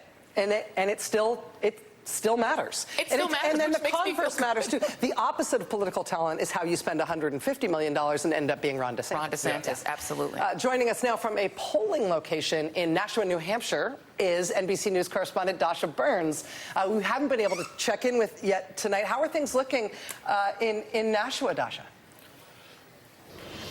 Well, Nashua is one of the places that's pretty reflective of the state. It's a bellwether because in 2016, the results here really mirrored the results statewide. And we've been seeing a steady stream of folks here. Polls close at 8 o'clock here. Folks are coming in. They're getting their ballots. They're voting in these very kind of old school voting booths. I love the ones with the curtains that remind really reminiscent of something out of a carnival in the 50s or something. But let me bring my cameraman, Chris Jackson, over here because we also have a table right here that is for new voters. People have been coming in and registering to vote here today. And Grace, how many people did you say about you guys have? At least 100 for sure. At least 100. And are they more undeclared, Republican, Democrat, or across the board? Across the board, mostly undeclareds, I'd say. Mostly undeclareds, mostly undeclareds. And if we come out here, this is where we got to say 10 feet from the ballot machine here, but this is where folks are given their ballots. And Kathy, how many ballots do you have right now? What's the count? 3,222. There are just under 7,000 registered voters in this area, in this precinct. So we're at close to 50% or so turnout. And then Jacob was talking about this earlier, the re-registering as undeclared voters. This is the table where undeclared voters come after they've taken a Republican or Democratic ballot. They come back here and they re-register as undeclared. And I want to talk to you about one of the dynamics that we've been seeing here, because we've been talking about the conservative vote, right? The exit polls, hardcore conservatives, moderates, and Democrats. The factor that we're seeing at play here that wasn't at play in Iowa is the Democrats, is Joe Biden and the write-in campaign. So you've got people, both undeclared and Democrats, coming here today who are writing in Joe Biden. One of them, I want to introduce you to Catherine. She's been waiting patiently with us. She's a fourth grade teacher. And Catherine, you came here today to write in Joe Biden's name. Why did you do that? I tell my students and my own kids that democratic process is the most important thing. As U.S. citizens, you have two very important rights. One is to vote and one is to run for office. And if you're not going to run for office, then you definitely need to vote. And why write in Biden? I think he's done a pretty good job this year and the last 3 years, and I'm looking forward to what can come next. And the other candidates, I'm not really happy with what they're saying. Why not consider re-registering as undeclared and going for Nikki Haley, for example? I think as an educator, disagree with some of her morals, and growing up with educators, the democratic process is important, and I think being a Democrat means something to me, and so it's in my blood. Now, there has been a concern for the Biden campaign, right, that there's kind of a lack of enthusiasm from Democrats. People are worried that he's too old. People are kind of not so thrilled with the potential of a Biden versus Trump rematch. How do you feel about that looking ahead to the general? Let's see what happens. Yeah. All right, Catherine, thank you so much for taking the time with us. There you have it. This is what we're watching, the dynamics here, because, like I said, there are folks who are moderate and lean Democratic who have come out and voted for Haley, but then there are folks like Catherine. I also just met an undeclared voter who came in and voted for Dean Phillips. So we've got the exit polls of the different ideologies of voters that we have here, but what they actually put on that ballot is a question mark, and we'll be thrilled to see what happens here when polls close in less than an hour now, guys. NBC's Dasha Burns for us in Nashua, New Hampshire. Dasha, thank you very much. I have to say, I could completely sympathize with Catherine there. Happy to talk about what she knows and why she's doing what she's doing, but completely unwilling to be a pundit. I understand. I know the feeling. Nicely done. I am told, and I may be wrong, but I am told, and I think I understand that we have some of the first results coming in. Steve, is that correct? We do, from two cities here. One, the third largest in the state, Concord. That's where the state capital is. And now remember how we said we're going to be monitoring these results as they come in. I'll just show you again on this map. These are benchmarks. These are numbers we think that Nikki Haley needs to be hitting in each one of these cities and towns. These are basically what you would call tied, toss-up numbers. If she's hitting them consistently, it probably means the statewide vote is a toss-up. That's what we were kind of looking for in putting these benchmarks together. So what do we have in Concord so far? It's not all the vote, but we've got a chunk of the vote in Concord right now. Haley is running at 57.5% with what we have in. What is the target based on the demographics, based on what we know about the voting history of this town? It's up to 60% now with a quarter of the voting in Concord. What's the target number we've established for Haley that we think she needs to be hitting for this to be a real race statewide? The answer is 57. She's running at 60 with a quarter of the vote in Concord. This is a city she's got to win. She's got to win big. We've got Keene in southwest New Hampshire, a small city here. This is a college town. Keene State College is here. Again, a little bit more than a fifth of the vote in. Haley 54, Trump 45.5. What is the target we established for Nikki Haley here to make this essentially a tie race statewide? The answer, that takes the suspense out. The answer is 54. She's running right at her target there. Concord, Keene, right now. Check out with what Haley would want from them. More to come in both of those places, though. The city of Dover. You got Portsmouth, you got Dover, you got Rochester. Haley's supposed to win Portsmouth. Even on a bad night, she should win Portsmouth, but she needs to win it by a huge margin tonight. Dover, she should win, too. Rochester's the one where Trump is strong and where you would expect Trump to have a good performance. What is Haley's target number in Dover? She's at 53 with 15% in. Her target number we have is 54. Okay, so we're starting to get, and I think we might have some numbers here. Let's see if I can get into Newcastle. No, okay. I thought we had Newcastle numbers. So we've got three. These are all decent-sized cities. Now we've got another one. We've got Laconia coming in, and you've got a small amount here in Laconia, 65 Trump, 35 Haley. This is one where Haley's target is 52%. So she's running below the target, 9% in here. That said, when you get an initial report, see how it's 9% of the expected vote here? When we get an initial report that's in the single digits, there is a possibility, there's not a lot of this in New Hampshire, but they have absentee voting. You have to be out of the county on the day of the election. You have to go. It's a process, so it's not very common. But they did have more than 10,000 Democratic votes. They had, I think, more than 16,000 Republican votes statewide as of the last report that were absentee. So one thing that means is when you get a small initial batch, it could be the absentee vote for that county. We're going to look for clarification in that town. We're going to look for clarification there, but that's one place where Haley in the initial report is not meeting her number. But in Dover, in Concord, in Keene, these are not insubstantial in size. She is running right where she needs to run so far. Add that all together statewide. This is what we have with about a little less than 4,000 votes in. Remember, Ron DeSantis, his name's still on the ballot. Christie's, too, for that matter, will also be getting some votes throughout the course of the night. But this is how we're tracking it. These are numbers in every city and town as they come in, where if Haley's hitting them, it indicates a very close race statewide. That was the question. Would she hit the targets? and make it a close race, or would she fall short? That would indicate that the polling showing Trump with a lead, maybe a wide lead, was correct. In the 3 biggest sources of vote that we've received so far, Haley's hitting those targets. We're going to keep looking. 7 o'clock now. Most, not all, most of the state is closed, so more reports should be coming in minute to minute now. All right, we are starting to get in, as Steve said, the first results in New Hampshire. Most places in New Hampshire have closed their polling places at 7 p.m., but a significant number of places, including well-populated places in the southern tier of the state, are open until 8 p.m. That means we're not going to have any characterization of the race overall until 8 p.m., but we are going to start getting these results in, trickling in over the course of this hour, and they are very interesting so far. The Nikki Haley campaign has to be happy thus far with what they are seeing. We're going to take a quick break. We'll go to another polling place in New Hampshire, hear from some voters there. Steve will have the latest numbers for us. We're also going to show you what the ballots look like in New Hampshire tonight. There's about 24 people on the ballot, both in the Republican and Democratic primary. You'll be surprised by some of the names on there. We'll have all that ahead. Stay with us. Why Joe Biden?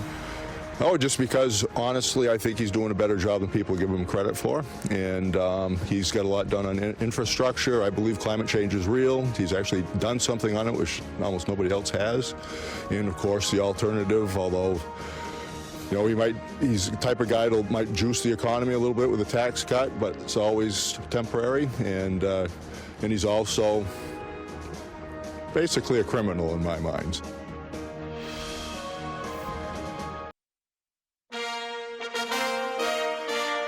I voted for Joe Biden. You wrote him in. I did. I think that he actually has a lot of experience. I don't think he's gotten enough credit for what he's accomplished. The economy has gotten some traction. It seems to have come back. I think that's really important to people. I like his social policies. As you can see there, it's not just Republicans voting tonight in New Hampshire. Democrats are as well on this primary night, although it's a little strange, the DNC changing the rules so that New Hampshire's primary tonight does not award delegates. New Hampshire's going ahead with it anyway, so Joe Biden won't be appearing on the ballot, but instead will be there to be written in. I want to go now to Manchester to talk to Democratic Congressman Chris Pappas of New Hampshire. And Congressman, sort of a strange night for New Hampshire Democrats. This is the first time in decades you've had this situation. How have you been navigating it? Well, it is truly unprecedented. I think there's some positive news in terms of the record turnout that we're seeing across the board here. And we're actually going to see increased turnout here in 2024 in New Hampshire versus when President Obama was running for re-election unopposed in 2012. So I think that the DNC handed New Hampshire Democrats a bunch of lemons, and we tried to make the best out of it. We made some lemonade.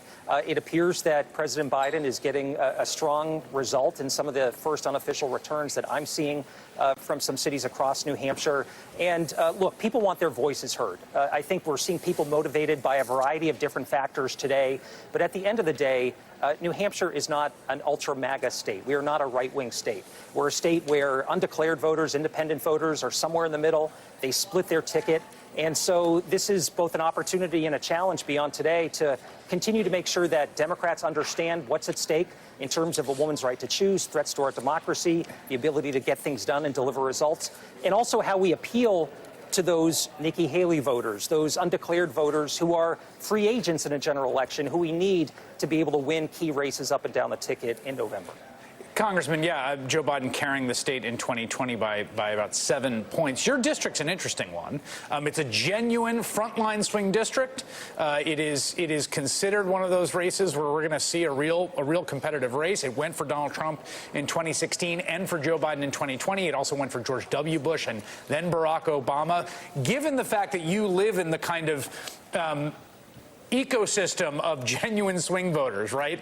Not just an 80-20 district. What do you see as the sort of top issues in the folks you're talking to in your district that you're going to be thinking about for re-election?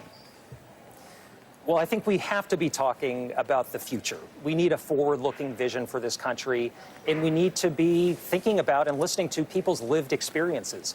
This shouldn't be about a victory lap over bills that we've already passed, over economic numbers that I think maybe miss the mark with a lot of voters. We should be thinking about how we lower costs with respect to housing and childcare and health care and college, how we work on issues like addiction and mental health.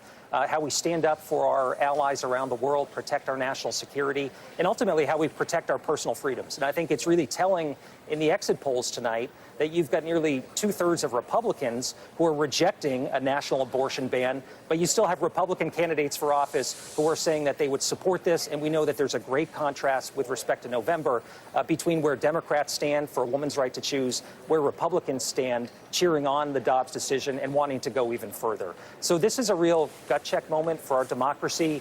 And this is about bringing people together and showing how we can work together in a bipartisan fashion. We've done some of that over the last few years. That can continue with Joe Biden as president. I think a lot of that stops with Donald Trump if he's reelected. Think about what he's done over the last year, where he's told Congress to default on our debt, to close the government down, and to, not come to the sort of bipartisan consensus that we need on immigration and so many other issues. So this is about what we can get done, making sure our democracy is actually functioning for the people that are coming out and voting. All right, Congressman Chris Pappas of New Hampshire, thank you very, very much. Rachel, over to you. Yeah, while we have been talking with Congressman Pappas and sort of getting settled in terms of what we know here in the state, it's clear that we've got quite a bit of new vote in. Again, not every polling place in the state has closed, but a lot closed at 7. All the rest of them will close at 8 p.m. There won't be any characterization of the race at all until everything is closed. But Steve Kornacki, as you've been watching more vote totals come in, what are you learning about what we've got so far? Yeah, we're starting to get some more in here, and a couple things to take you through. Another city reporting out. This is Portsmouth here. It's a very wealthy area, very Democratic area. You see between a fifth and a quarter of the vote is in. Haley running at about 69% right now. Again, we thought she needed to be in the low 60s here in Portsmouth to be having the kind of night she wanted. So at least so far, she is running ahead of that number in Portsmouth. We've shown you what looks like good news so far for Haley in places like Portsmouth, in places like Keene. Concord is interesting, the state capital, because the initial, with half the vote in, Haley was getting exactly what she was looking for. Now almost all of the vote in is in. Again, we thought she needed to be in the high 50s, close to 60 here. She's sitting at 54, so that might be a little bit under what she wanted to get out of Concord, again, with almost all the vote in. And then what you're seeing here is we're showing you, cities, small cities, or, some of the, Concord's the third largest in New Hampshire, but when you get more down to the town level, just about all the vote is in here in Hillsborough right now. Trump 63, Haley 34. Again, we thought Haley needed to be around 40% here. Just about all the vote is in Bristol. Haley is running at 42. We thought she needed to be in the high 40s here. And we also now have a little bit of vote. It's not much, but we have 17% in the city of Manchester. Manchester, the largest city in New Hampshire, about 115,000 people here. You see Trump running at 56-42. And basically, we thought as Manchester goes potentially, so goes New Hampshire. This is one we kind of looked at and said, look, if Haley's running even here with Trump, that probably signals basically an even race statewide. If she's ahead, advantage Haley. If Trump's ahead, that portends well for him statewide. So again, it's only 17%. We just saw in Concord how those numbers can change. But initially, that's a good number for Trump and not so good for Haley. And again, initially, just looking at what we're starting to get in here. And again, it looks like Rochester. Okay, again, this is a strong Trump area. Okay, this is an older industrial city. You go Portsmouth, Dover, more money down here. Then you get Rochester here, more working class. And just take a look at what we thought Haley needed to get out of here.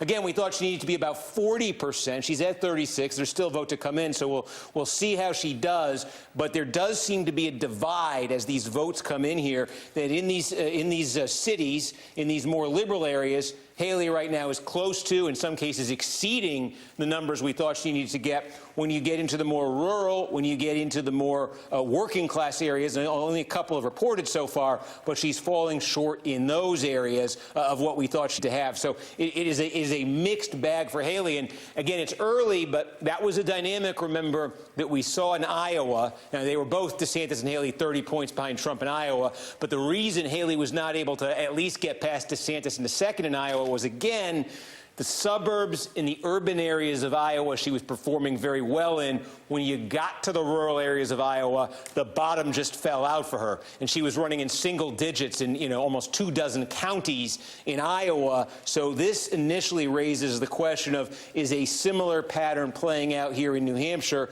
where she's going to get what she needed on paper, going to do very well in a place like Concord, in a place like Keene, in a place like Portsmouth, but is she going to start missing? Because these smaller, rural, small towns, they are many. They start to add up, not individually, but collectively, they start to add up. And if she's consistently going to fall 5-10 points short there from what we think she needed to be getting, that will take a toll on her as more come in. So that's what we've got so far. We'll see as more come in. And again, Laconia, we just check on. Yeah, again, this is now we got about a fifth of the vote here. Laconia, this is one where she's falling so far well short, double digit short of where we thought she needed to be. So again, you're seeing a mixed bag for her, and we want to just see. We also got. Yeah, New Boston is a very small town. New Boston just came in and just, again, give you a sense of what we thought Haley needed. Yeah, this is basically exactly what we thought she needed here. So, again, that one is good news for Haley, but she needs good news across the board. If she's getting bad news consistently in the small towns, she needs to make up for it by significantly overperforming in the cities. And again, Concord, a good example here. She'd need to, if she's running poorly in the small towns, this number would probably need to get up closer to 60. So we'll see more coming in. The initial pattern, though, that we're seeing, small as it may be, is a pattern maybe that we saw a little bit in Iowa that hurt Haley. Is it going to hurt here again in New Hampshire? More to come. All right, we'll keep watching those results as they come in. Again, we're about 21 or 22 minutes from the rest of the polls closing in New Hampshire. I mean, let's just take a second here, though, to talk about what we're playing for, right? What the game is for here in New Hampshire. The last tracking poll heading into the voting tonight, I believe it was Trump plus 22. Yep. It was Trump plus roughly 30 in Iowa.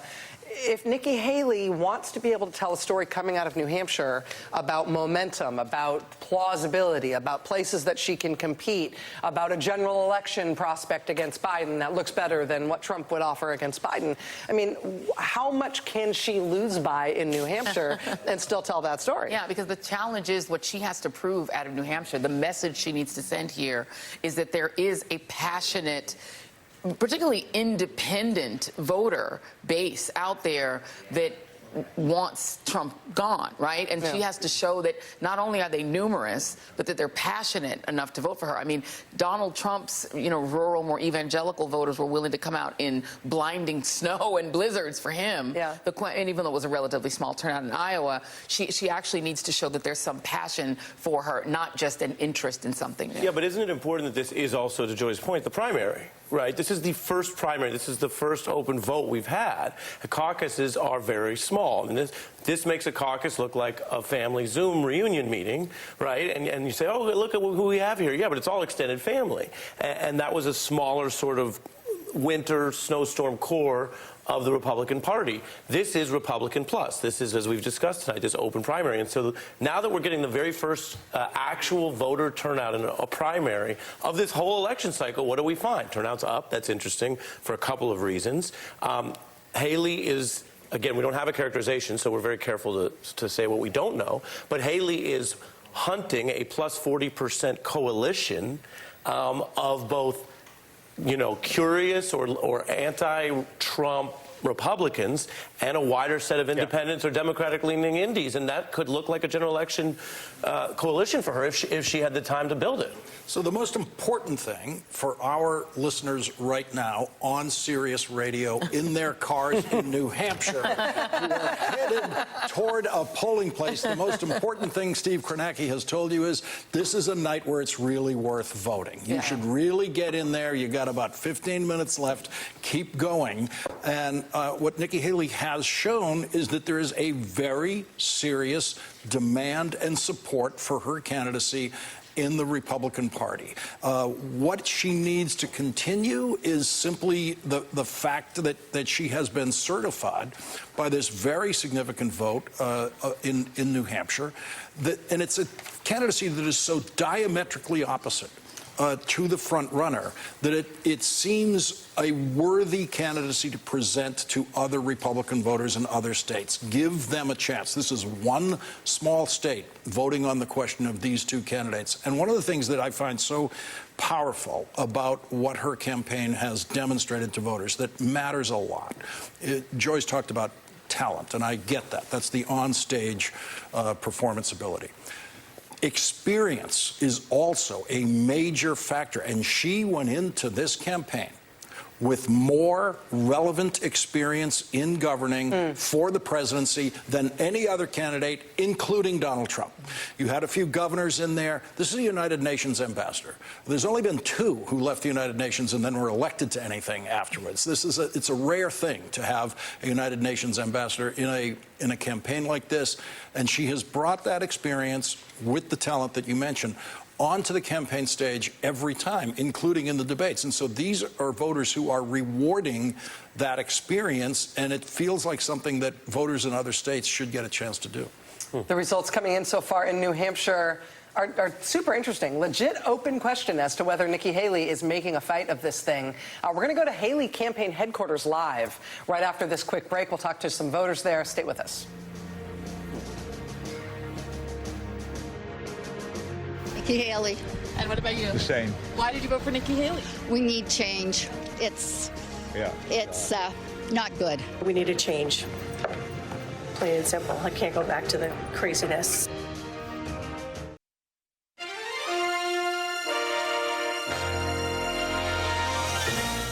Welcome back to our special coverage of the New Hampshire primary. Just wanted to make sure you see this. This is a sample ballot from Nashua, New Hampshire, Ward 1.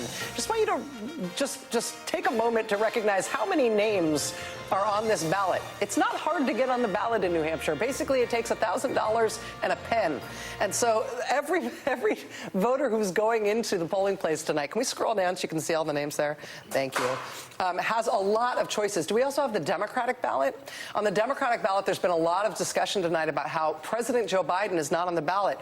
Which is true. He is not on the ballot, but Paperboy Love Prince is, and that's what I'd vote for. And a lot of other people there. There's a person whose name is listed as if his or her first name is President, but that is not President Joe Biden's name. So there is a little of a sort of gremlin in the mix factor just with the length of the ballots. Again, not difficult to get on the ballot in New Hampshire. The Democrats have decided that New Hampshire's primary will not allocate any delegates tonight. They wanted New Hampshire to go next month. New Hampshire said, no, we're going now. And so the party punished them and said, well, your primary then is meaningless. People will be writing in Joe Biden's name tonight on the Democratic side. But long ballots will be confronting the voters in both of these primaries that are being held tonight. We're now going to go to Hanover, New Hampshire, where NBC News campaign embed Alex Tabbitt is there. Now, Alex, as far as I understand it, the polls have actually closed where you are, but you were able to wrangle a voter and convince him to stay with you. That's right, Rachel. The polls are closed here in Hanover, which is really a liberal stronghold here in New Hampshire. It's actually the town where former President Donald Trump did the worst in back in 2016. And I've been speaking to voters all day, and there's really been 2 types of voters generally who I've been speaking to. One, registered Democrats who are writing in Joe Biden as a show of solidarity, a symbolic show of solidarity with the president. And the other, which is an undeclared voter who has a more liberal leading ideology and who seems to be voting for Nikki Haley almost strategically. And one of those voters is with me right now, Christian, a freshman from Dartmouth College, rather. Christian, who did you vote for and why? Yeah, so thank you. I voted for Nikki Haley, and it was certainly a strategic vote. I think the DNC is fairly resolute in their nomination for Joe Biden. And while I wouldn't vote for her in a general election, particularly on our differences with climate change solution, a women's right to bodily autonomy, or incarceration rates, I think a vote for Nikki Haley helps diminish Trump's influence in the RNC and their nomination, but is also a vote towards democracy. And Christian is emblematic of so many conversations that I've had here throughout the day.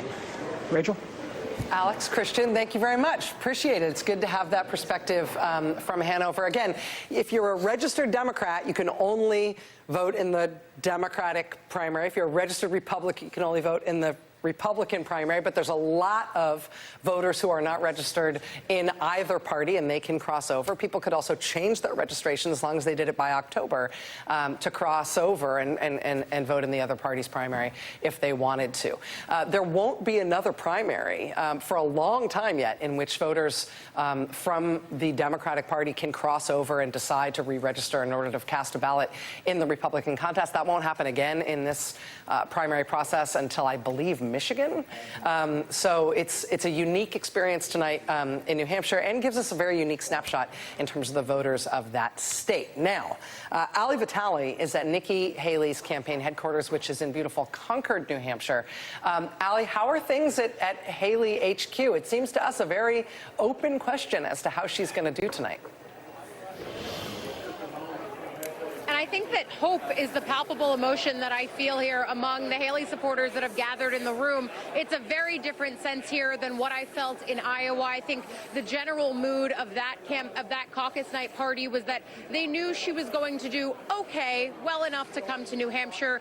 But here there is a real sense that she could make this an actual race, closer than many people had anticipated. And it does sort of prove Haley's point that she's been saying all week, that this is not a race that is done just because Donald Trump won dominantly in one state. It's something that Haley herself has said to me when I've asked her about if second place is enough to say that she should continue running in this primary. In my conversations with my sources in Haley world tonight, it's clear they're feeling good. It's clear that they're looking at key places on this map and seeing margins that give them a reason to think that their defiant tone has been worthwhile, specifically looking at places like Portsmouth, like Exeter, like Rye. All of those key places on the map are places that the Haley campaign is watching closely in hopes that they can run up a margin there. It tracks closely with where she's spent her time in this last week of the campaign, campaigning arm in arm with the popular New Hampshire Governor Chris Sununu here. He has been running this campaign all over the state. My understanding is he's been a driving force in the stops that she's been making, changing the campaign style here from one that's just been standard town halls and Q&As to one that's become much more dynamic with retail stops at diners and coffee shops. And you can hear the crowd here, guys, as the results keep coming in. They are liking what they're seeing, especially as they see Haley Campaign HQ pop up on the screen, because this is a race now where, especially if Haley comes within single digits of the points, it becomes very difficult for the Republican Party writ large to argue that she should be dropping out, or at least dropping out immediately. The campaign is already fighting against that, especially in light of a statement from the RNC chairwoman, Ronna McDaniel, which effectively said that if Trump runs away with it tonight, the next thing the party has to think about is unity. Nikki Haley, still defiant in the face of statements like that, a campaign source telling me that their general mood is just, let's take a beat. Only 2 states will have voted. More people need a chance.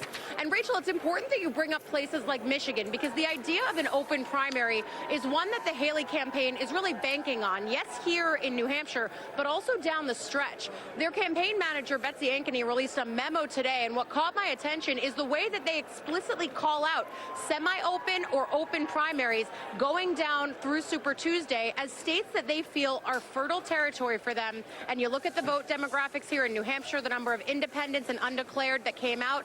That's why they're making that point. And especially if we see results here that are closer than people anticipated, it only gives more credence to their theory of the case. Yeah, and closer than anticipated, again, is the key, Ali. I'm glad you put it that way, because it is an expectations game. With the last polls, after Ron DeSantis dropped out of the race, the last tracking poll was 20-plus point margin.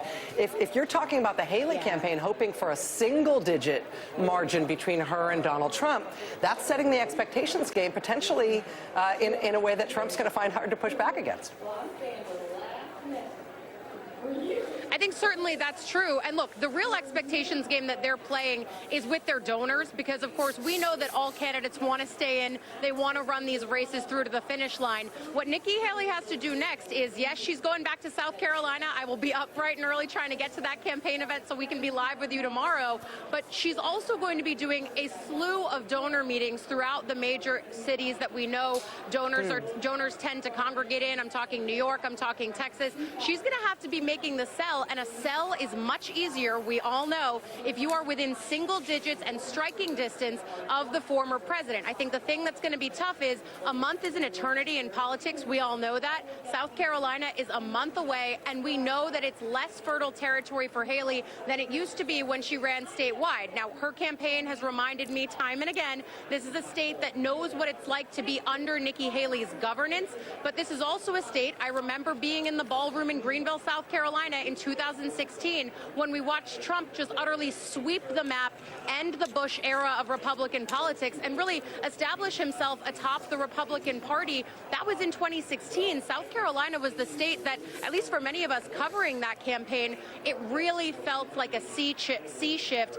It's unclear that it's going to do the reverse this time for Haley, but it is a much tougher climb there. But then again, we were saying that about New Hampshire. It remains a tough climb. We'll keep watching these polls coming in. But at the same time, it is something that they're looking at, that if it's closer than people expected, they feel that they have a leg to stand on and that they can keep pushing forward through this campaign.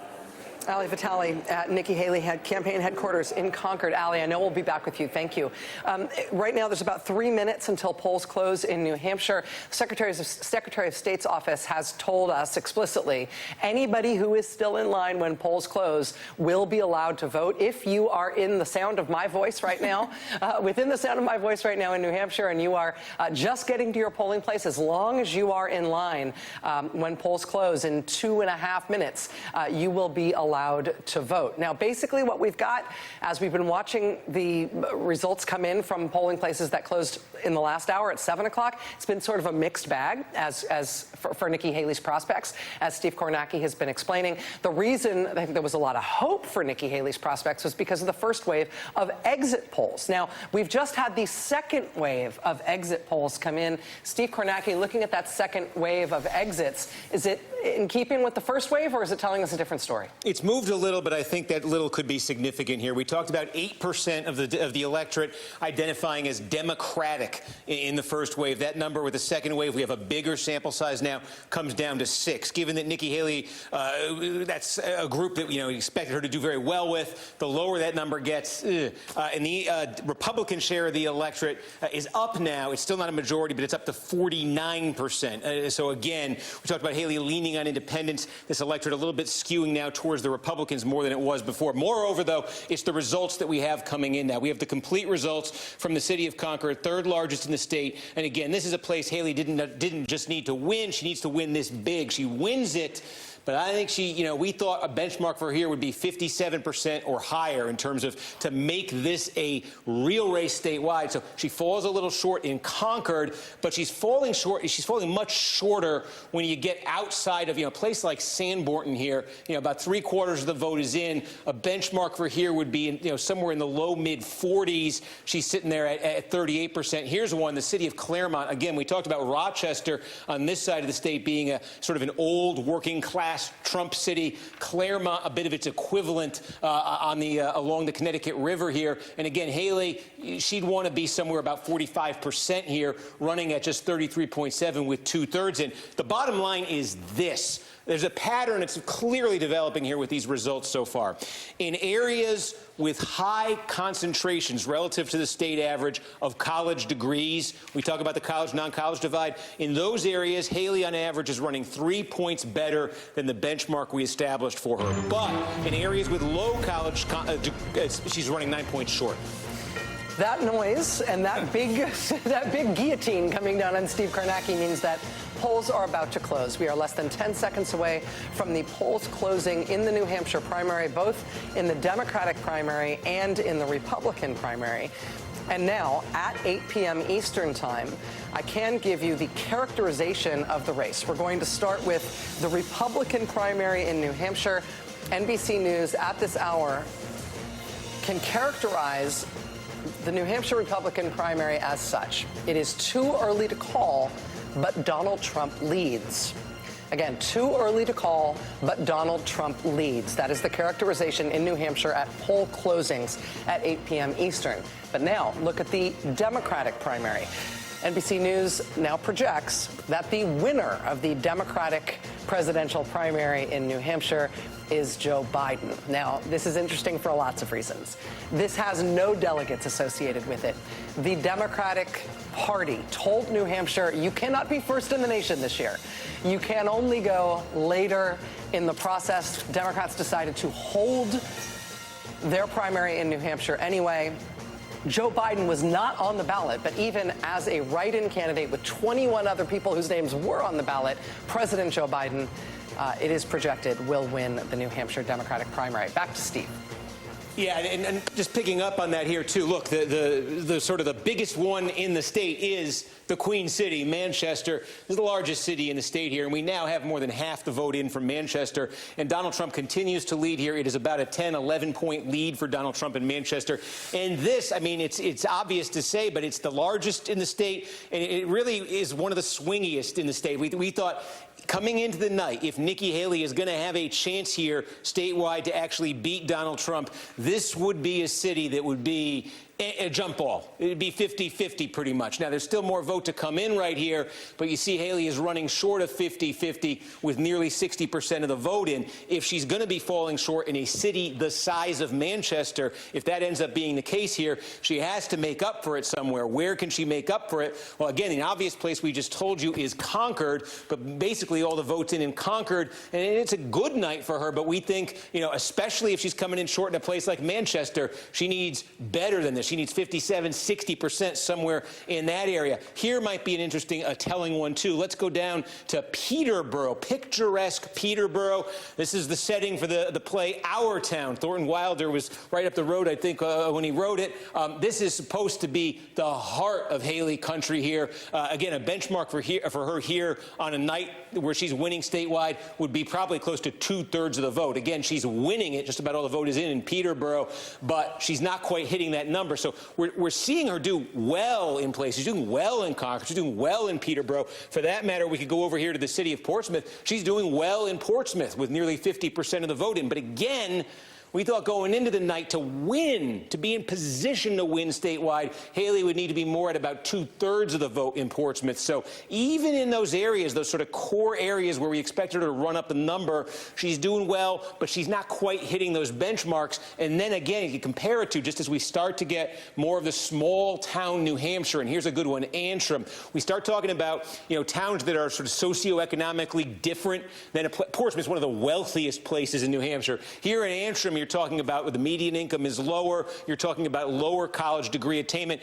Those are demographics that have not been good for Haley. They were terrible for her in Iowa, and those are demographics that for 8 years now have been terrific for Donald Trump. So here, small town, but in Antrim, you see Trump hitting, it's basically 58-40 here, 57.5-40. Again, we thought going in, if Haley's going to be having a great night where she could actually win statewide, her number would have to be closer to 50 here, high 40s. So again, we're just seeing it. We see it here in Antrim. We see it in Hillsborough. We talked about this one earlier. Again, she'd want to be in the 40s here. We talked about it in the city of Claremont. She'd want to be probably, you know, mid-40s there. We're waiting, I think, more on Laconia. We still haven't got much more in, but again, this is one she'd want to be doing much better than a third. So again, the statistic we've been tracking here is it's so crucial to any story about the Republican Party, and really in the general election too, is that college non-college divide. Okay, so voters with a college degree, the places that have reported in New Hampshire where the concentration of college degrees is higher than the state average, okay, in those areas, Haley is actually surpassing the benchmarks that we set for her by about 3 points on average. In the areas of the state, though, where the college attainment rate is lower than the statewide average, Haley's polling 9 points short of the benchmarks that we established for her. So, and that's becoming a very clear pattern here as more of these cities and towns report. You can take a look at East Kingston here. Now, we got all the vote in here. We're getting into that southeast corner. A lot of these are 8 o'clock poll closing times, and I just want to look here to see what we had. Now, again, this is Haley did well. Again, she did well. She had 48%. We thought she needed to be in the low 50s. You notice a pattern? In the good areas, she's not quite getting there, and in those smaller towns, in those rural places with lower median income, with lower college attainment rates, she's falling farther short. So you add that all up together here, we got 14% in statewide. Trump has a lead here of about 6 points over Nikki Haley. And for Haley, you saw the characterization from our decision desk. For Haley to overcome that, what would she need? Look, I mean, in the remaining vote in Manchester, she needs to get it closer. We've now gone up over 60. She's fallen a little bit further behind in Manchester. A core area for Nikki Haley is going to be these four cities and towns right here. City of Lebanon, directly north is Hanover, Lyme, Orford. It's tiny, but, you know, it's high income, high college, all of that. This was John Kasich's best section of the state in 2016. Hanover was Donald Trump's worst town. So Haley, you know, she can run up some big numbers here. There are some college towns. We're waiting on Durham, where the University of New Hampshire is. Again, you'd expect a big Haley number there. Hanover, a college town. Keene itself, the city of Keene. And we got most of Keene in, okay? So Keene State College. Then more than 20,000 people here. All the vote is in. Haley wins it. Again, to be winning statewide, to have a shot to win statewide, we thought she needed 55% of the vote here in Keene. So it's a win. It's a good showing, but I'm not seeing places here where she's just blowing through that number that we had established for her. And on the other hand, we are seeing in some of these rural, smaller towns, we're seeing her miss the targets. You know, as Fremont, we start to get a little bit of Fremont in here, and I could just quickly cross-check. Again, yeah. This is one, Haley, we thought needed 45 here, 39% in, she's at 48.5. But again, that's a little different. Oh, I think this is Littleton we've got now. Littleton, one of the larger areas in northern New Hampshire. It's not a ton of votes, but up in that part of the state, that's a lot of votes. All of Littleton is in. You see Trump 56, Haley just a touch under 40. And I'm just going to look at the number here. I think she's low again in Littleton.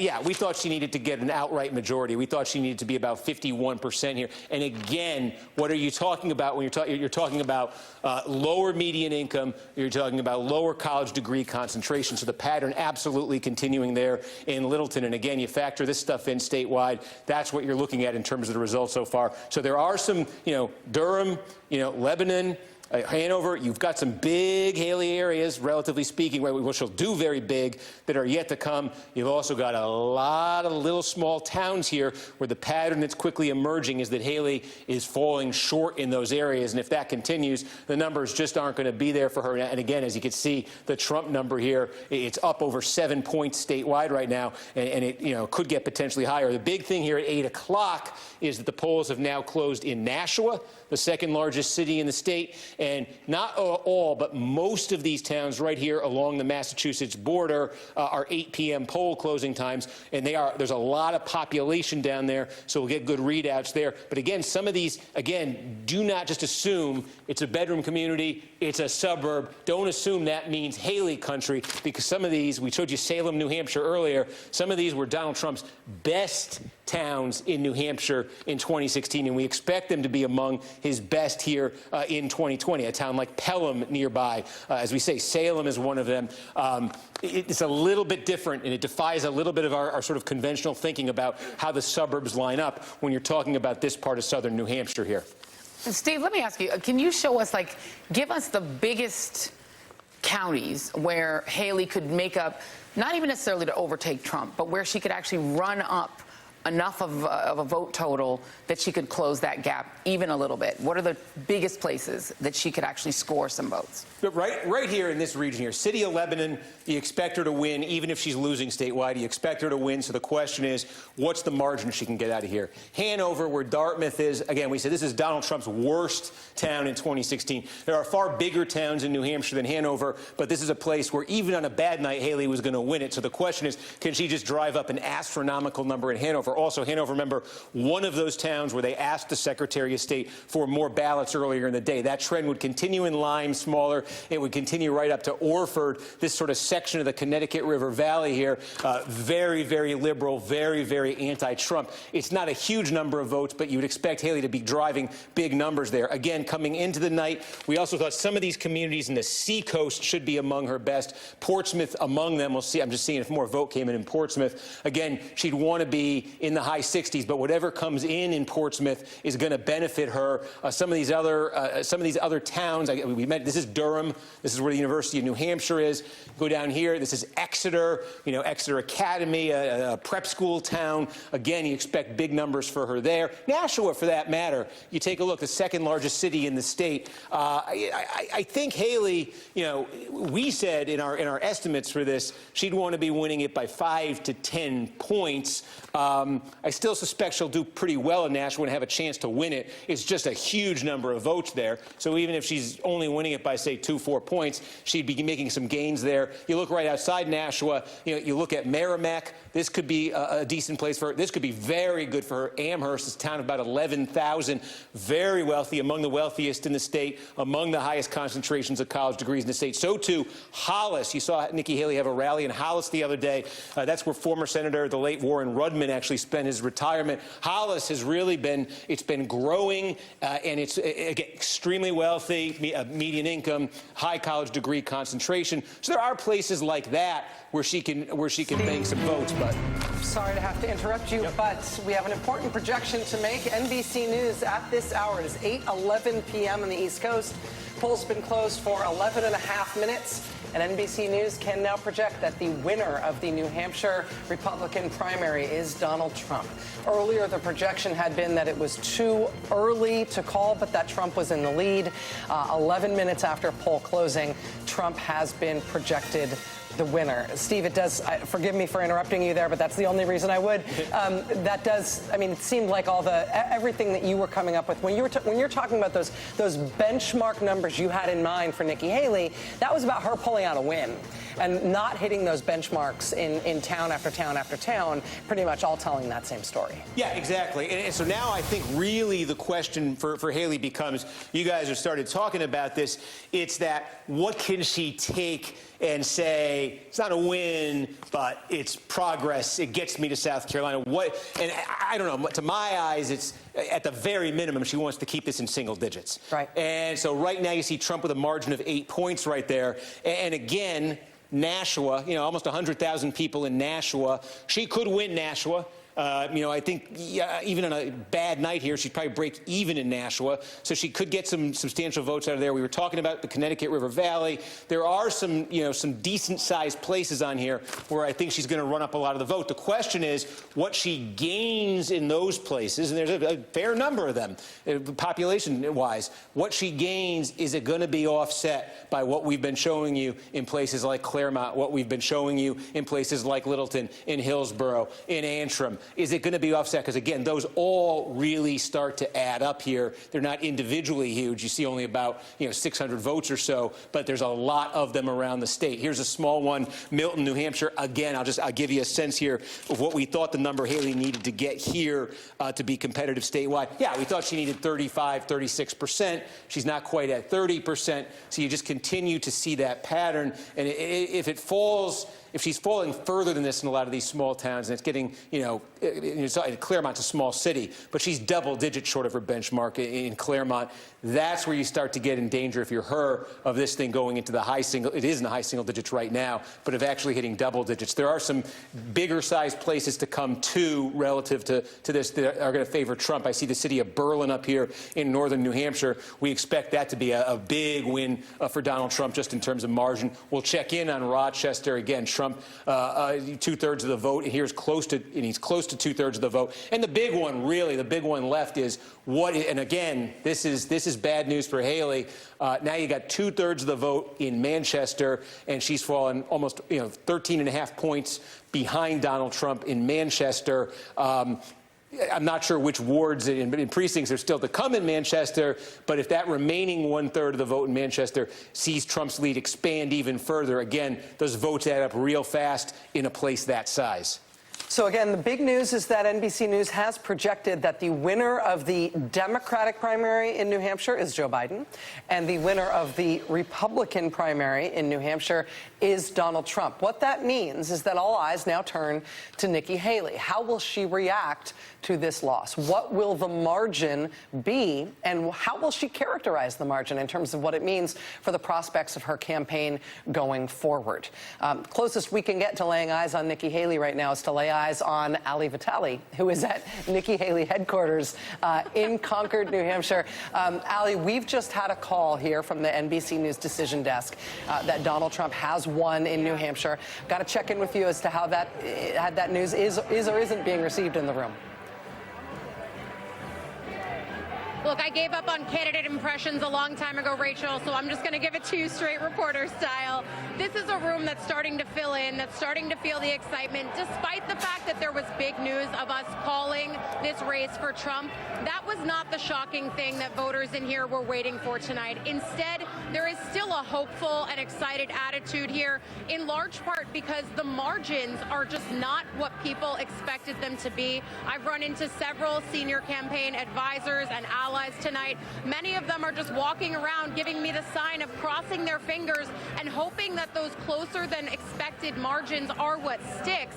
Again, we'll look at a lot of the areas that Steve was talking about, but places like Exeter, where she campaigned in the waning days of this campaign, Hollis, Lebanon, all of those are areas that I've been told to expect to keep a close eye on. As far as what's going on in the room here, you can see that it started to fill in, but you can also see that on stage behind me, they're starting to check the podium. We've got people on stage, they're filling in, and my sources in the campaign tell me soon, however ominous or non-precise of an expectation that is for you guys there in the studio. But until then, they're going to try to keep high hopes in here as they wait to see these results come in. I do think we can read into the fact that Nikki Haley could speak earlier in the night than as opposed to waiting for more of these results to come in. Speaking early, I'm expecting her anyway to declare a victory that at least allows them to push ahead, because as we were talking about at the end of your last hour, that was really the only thing that they wanted to prove that they could do tonight. They wanted to prove that they could make a go of it in a one-on-one race with Donald Trump. They want to argue that her trajectory over the course of the last year has been the only person to challenge Trump who's seen their stock rise in the eyes of the electorate, as opposed to all of these other rivals, the so-called fellas, as Haley would often call them, who have dropped out and now turned to endorse the former president. That's a big current for her to fight against, but it's one that we're watching Haley and her campaign continue to push against as they continue to be defiant, I think is the best word that I can use to describe my conversations with this group of people who feel like they are fighting the establishment here. Even if we don't agree that Trump is establishment or that Haley doesn't qualify as that, they are trying to cast Haley as the outsider here. Perhaps the ultimate irony going against someone like Donald Trump, who rode a wave of outsider status into the presidency in 2016. Ali, watching the room, hearing you talk, hearing you describe what you've been told, it seems clear, if nothing else, that we're going to hear soon from Nikki Haley. And so I have a feeling we're going to be back with you sooner rather than later. We'll take her as soon as she hits the podium. Thank you, Ali. At Nikki Haley campaign headquarters in Concord, New Hampshire. Now let's zip over to Nashua, New Hampshire, to another campaign headquarters where NBC News correspondent Vaughn Hilliard is with the Trump campaign at their HQ. Vaughn, let me ask how things are in that room, whether there's been any response to the NBC News projection, and how things seem tonight.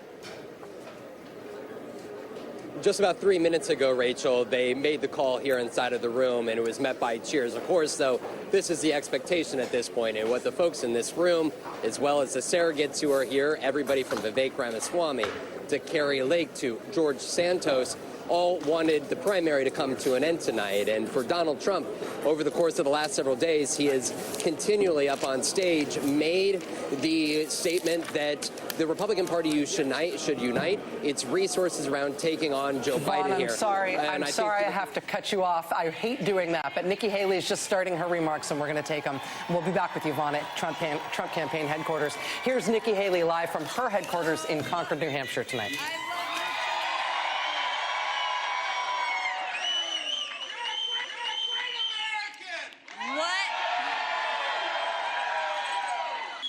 What a great night. God is so good all the time. Thank you, New Hampshire, for the love, the kindness, the support, and a great night here tonight. Thank you so much. I want to first say thank you to my husband, who I know is watching right now. I love you. We're excited to have you. Thank you.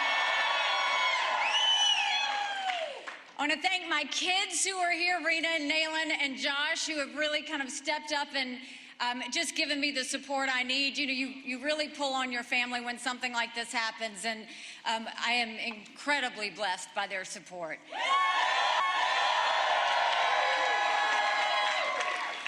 I have my parents at home, and I will always say that the way they raised me, to know that we lived in the best country in the world, but to also know that the best way you appreciate your blessings is to give back. Thank you, Mom and Dad. I love you so much.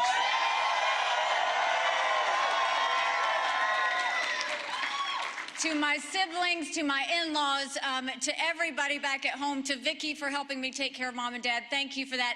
You know, I will tell you, it feels like it's been a lifetime, but it has been almost a year that we've been campaigning in New Hampshire, touching every hand, answering every question, being the last person to leave. And we had the most amazing thing happen is the second that we got the endorsement from Governor Chris Sununu.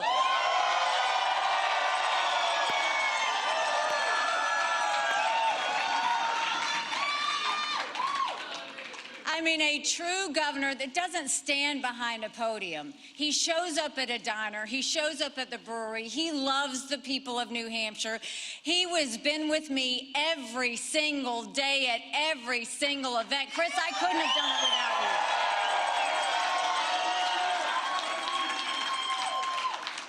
And I want to thank someone who was with me on day one. He's a patriot. He's a hardcore conservative.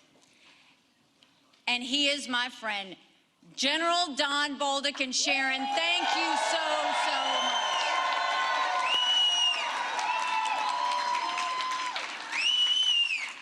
I want to congratulate Donald Trump on his victory tonight. He earned it, and I want to acknowledge that. Now, you've all heard the chatter among the political class. They're falling all over themselves, saying this race is over. It's not over.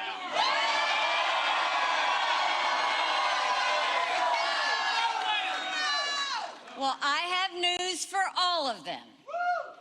New Hampshire is first in the nation. It is not the last in the nation.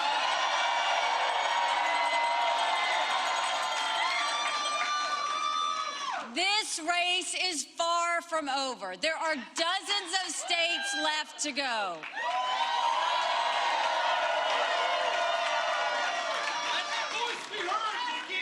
And the next one is my sweet state of South Carolina.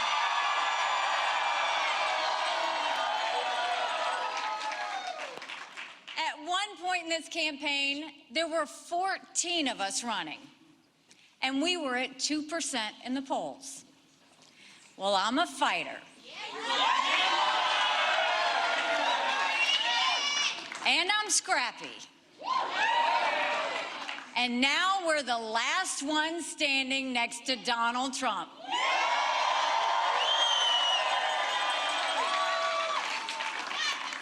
And today we got close to half of the vote. We still have a ways to go, but we keep moving up.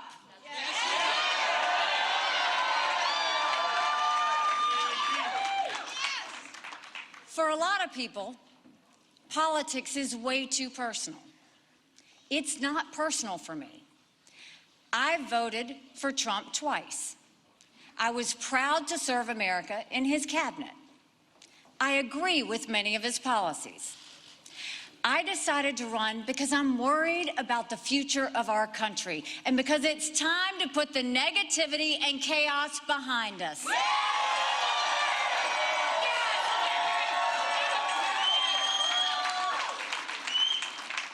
We have an economy that's crushing middle-class Americans. We have a border that is totally open and dangerous, creating a disaster in our country. Unbelievable! We have schools that are failing too many of our children, and we have a world on fire with a war in Europe and the Middle East and a huge and growing threat from China. And then you look at Washington, D.C.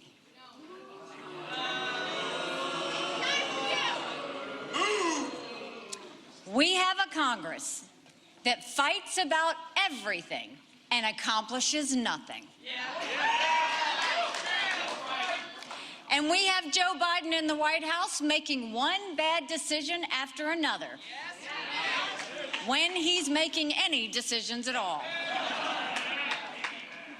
Our country's in a real mess.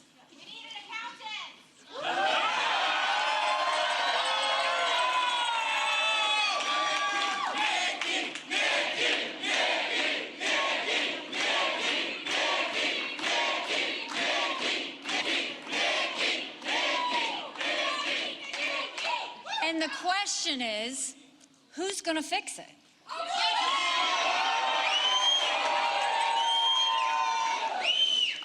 With Donald Trump, Republicans have lost almost every competitive election. We lost the Senate. We lost the House.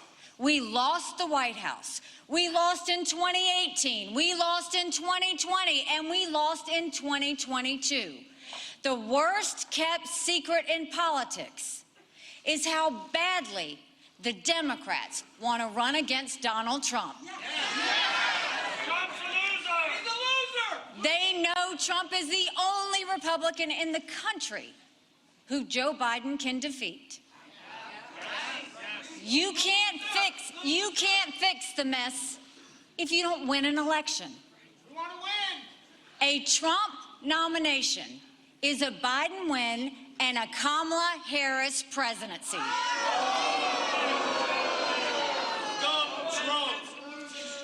I defeat Biden handily.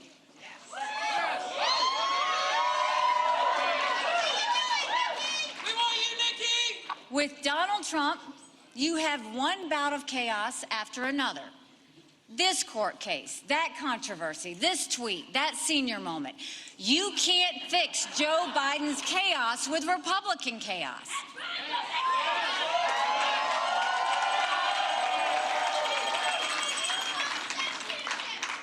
The other day, Donald Trump accused me of not providing security at the Capitol on January 6th. Now, I've long called for mental competency tests for politicians over the age of 75.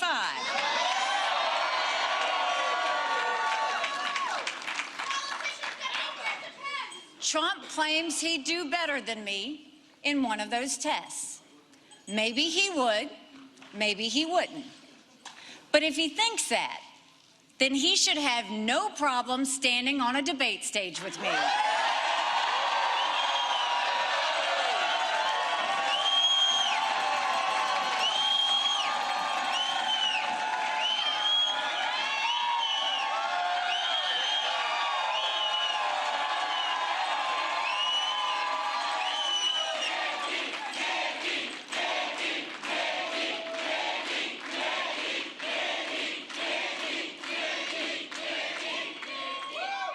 Most Americans do not want a rematch between Biden and Trump. The first party to retire its 80-year-old candidate is going to be the party that wins this election. And I think it should be the Republicans that win this election. So our fight is not over, because we have a country to save. In the next 2 months, millions of voters in over 20 states will have their say. We should honor them and allow them to vote. And guess what? In the next 2 months, Joe Biden isn't going to get any younger or any better. We'll have all the time we need to defeat Joe Biden.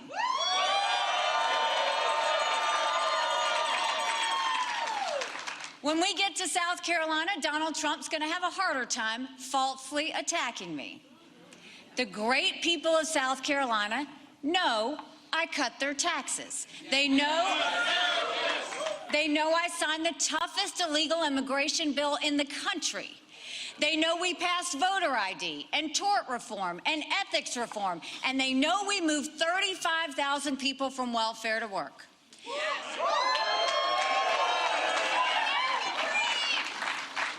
Every time I've run for office in South Carolina, I've beaten the political establishment.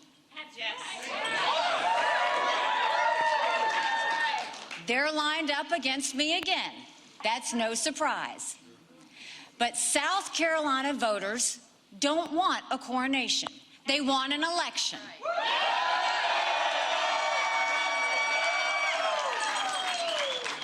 And we're going to give them one.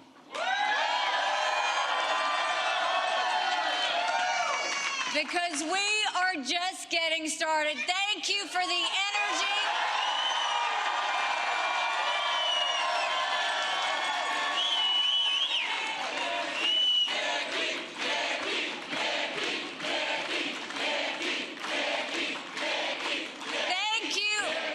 Thank you for the love, New Hampshire. We're going home to South Carolina.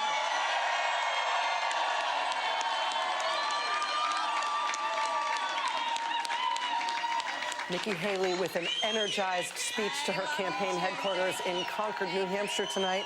She congratulated former President Donald Trump on his victory in New Hampshire. She said he earned it. She said the political class says it is over. The crowd then screamed, "It's not over." Nikki Haley then said, "It isn't over. New Hampshire is first in the nation, not last in the nation. It is not over. There are dozens of states to go." She then went on to give her sort of standard stump speech against both President Biden and former President Trump. But notably, she says she's looking forward to the contest moving next to her home state of South Carolina. And she says that if it takes a couple of months for the Republicans to pick their nominee, that they will still have, in her words, plenty of time to take on Joe Biden thereafter. Now, when Nikki Haley began her remarks, we are speaking with Vaughn Hilliard, who is at Donald Trump's campaign headquarters in New Hampshire. Vaughn, I'm sorry to have had to step on you. I hate doing that. You were giving us, before Nikki Haley started her remarks there, you were giving us a sense of what's happening in the room there at Trump HQ and what you're hearing from the campaign. Right, Rachel, at this point, we're waiting for Donald Trump now to take the stage now that Nikki Haley has given her remarks here. For Donald Trump and his campaign, they have maintained that a win would be a win here, but they clearly wanted to end this tonight. Donald Trump on stage at his closing primary eve rally in Laconia, New Hampshire, saying that he sought to end this Republican primary today so that they could focus the party's resources around beating Joe Biden in November. Tim Scott, Vivek Ramaswamy, Doug Burgum, all former rivals joined him on stage last night, and this was a moment that the campaign wanted to avoid here, and it is clear that Nikki Haley does not intend to go anywhere. But when you look at the calendar, this is where Trump's senior advisors have consistently told me these last days is that they feel like they are in good shape. If you fast forward to Nevada, there is a primary on February 6th, but no delegates are actually coming out of that primary. Nikki Haley's name will be on that primary ballot, but because of some party rules in that state, the only delegates that will be awarded out of Nevada come from the Nevada caucus 2 days later on February 8th. And Donald Trump is participating in the caucus, not Nikki Haley. So he is going to win those delegates out of Nevada. Then you fast forward to South Carolina. When we're talking about those independent voters, that anti-Trump, even Republican resistance, this is a moment where when you look at South Carolina, yes, the polling numbers are not great. She has a month long to make inroads. But that is the state where Joe Biden and the Democrats have focused their attention on turning out Democratic primary voters for the first time to come take part in the Democratic primary, because unaffiliated voters and Democratic voters could take part in the Republican primary in South Carolina on February 23rd if they so choose to.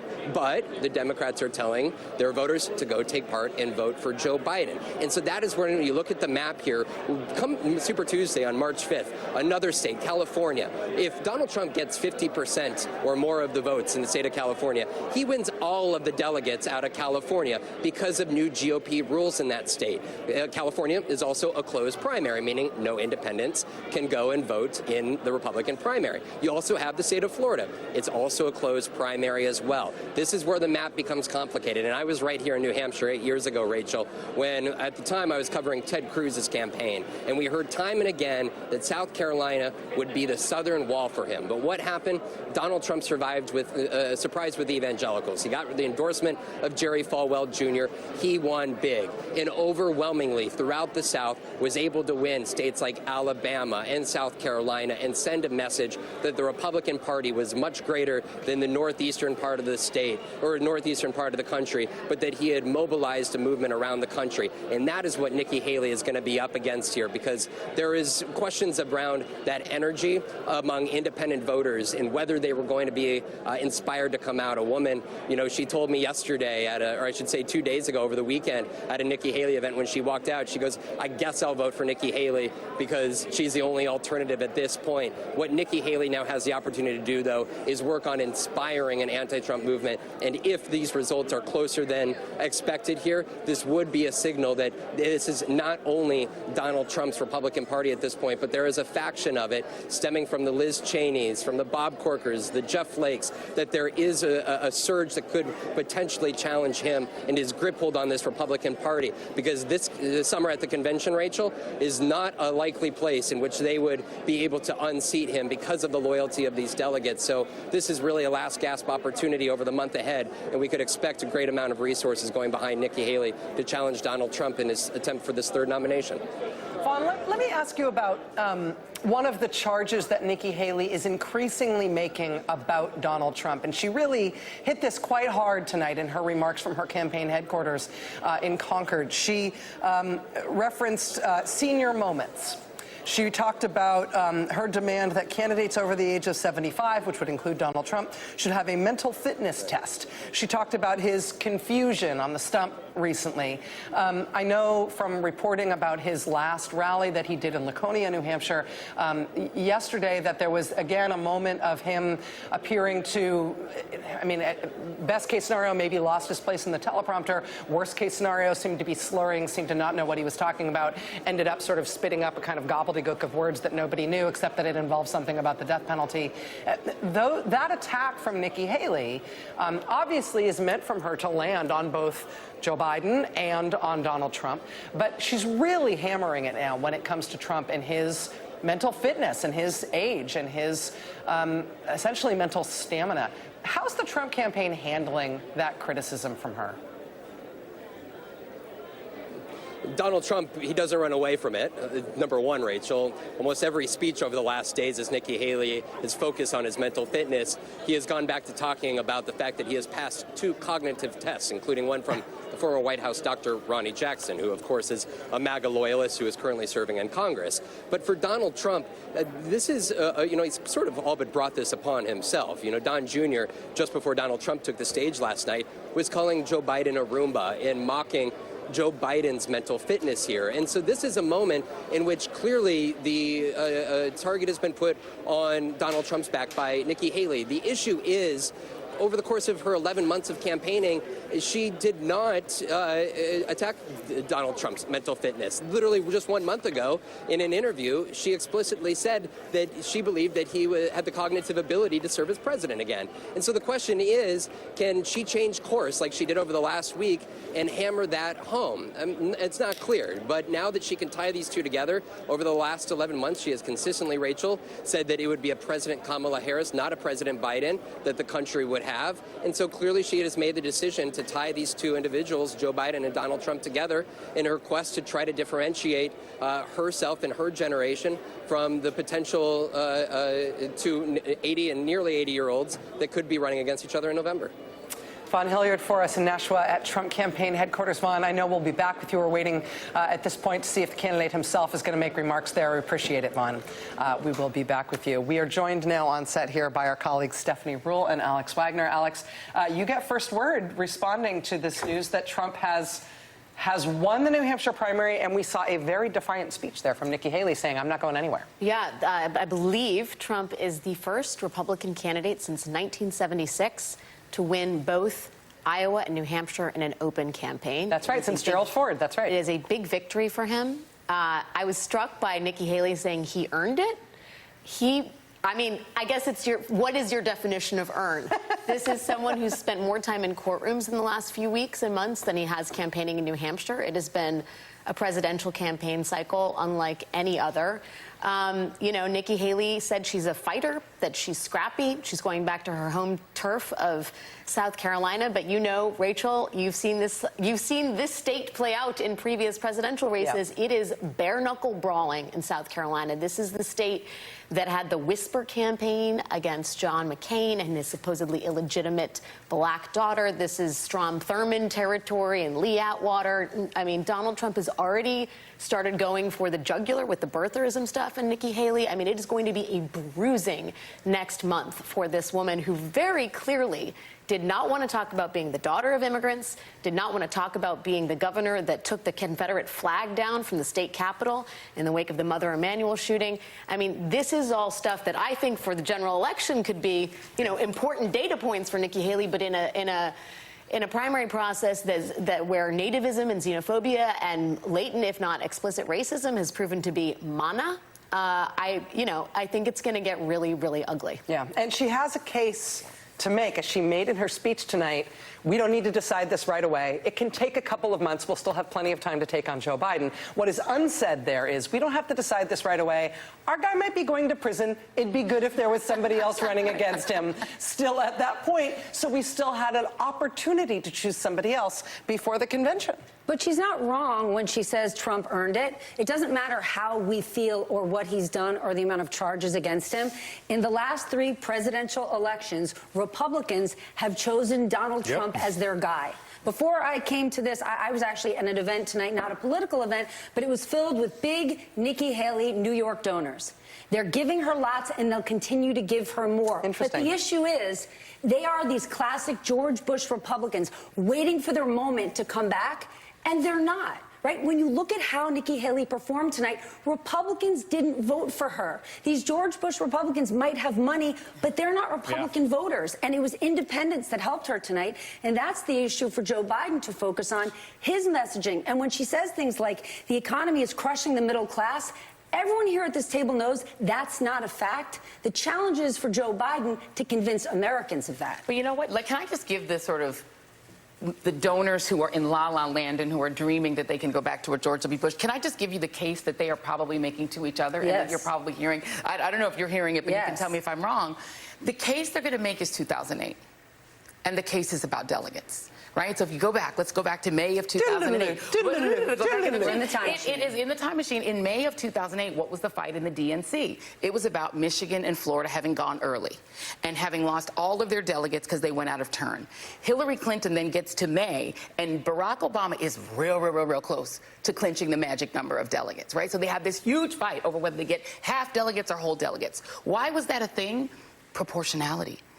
The case that can be made, if you want to live on the planet that says that you can take down Donald Trump with a former South Carolina governor who, as Lawrence O'Donnell said, has governing experience. She was at the United Nations. Say what you want about her politics, but she seems normal to most people and who would probably be a fairly strong general election candidate. The case you make is that she can thug it out if she wants to, through July, even losing South Carolina, which is a winner-take-all state. Because other than South Carolina, which is real weird, ironically unfortunate for her, most of these states are proportional. So she's not going to get any delegates out of Nevada because she's not in the caucus, she's on the primary ballot. So that's those 26 delegates, Trump's going to get those. The 50 delegates in South Carolina, I mean, this is a highly evangelical state. She could lose her own state. But a whole lot of these other states, let's talk about Michigan, let's talk about Wisconsin, let's talk about Missouri, let's talk about North Dakota, let's talk about the Virgin Islands, 4 little delegates. The way that proportionality works in American politics is that you can incrementally creep your way to the nomination.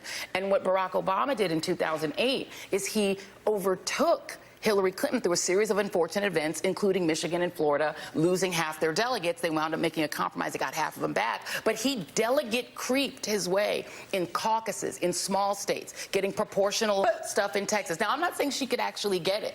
But if you're the donor class that wants Trump gone, you tell her, thug it out for a few months. I'm going to put some more money in your bank account, because if he gets convicted, You do want to have a candidate with enough delegates to go in that can be on the floor and have a floor fight with Donald Trump. That's why this isn't 2008. Right. Because the case that you just made, I can guarantee none of those donors who I spoke to tonight know a single bit of that. But they have big, deep pockets, and they know Donald Trump is facing 91 charges. But don't they want somebody at the convention that could actually stay? I mean, you need somebody that's got delegates in hand at the convention. In both cases, in the same day, it's the rapture.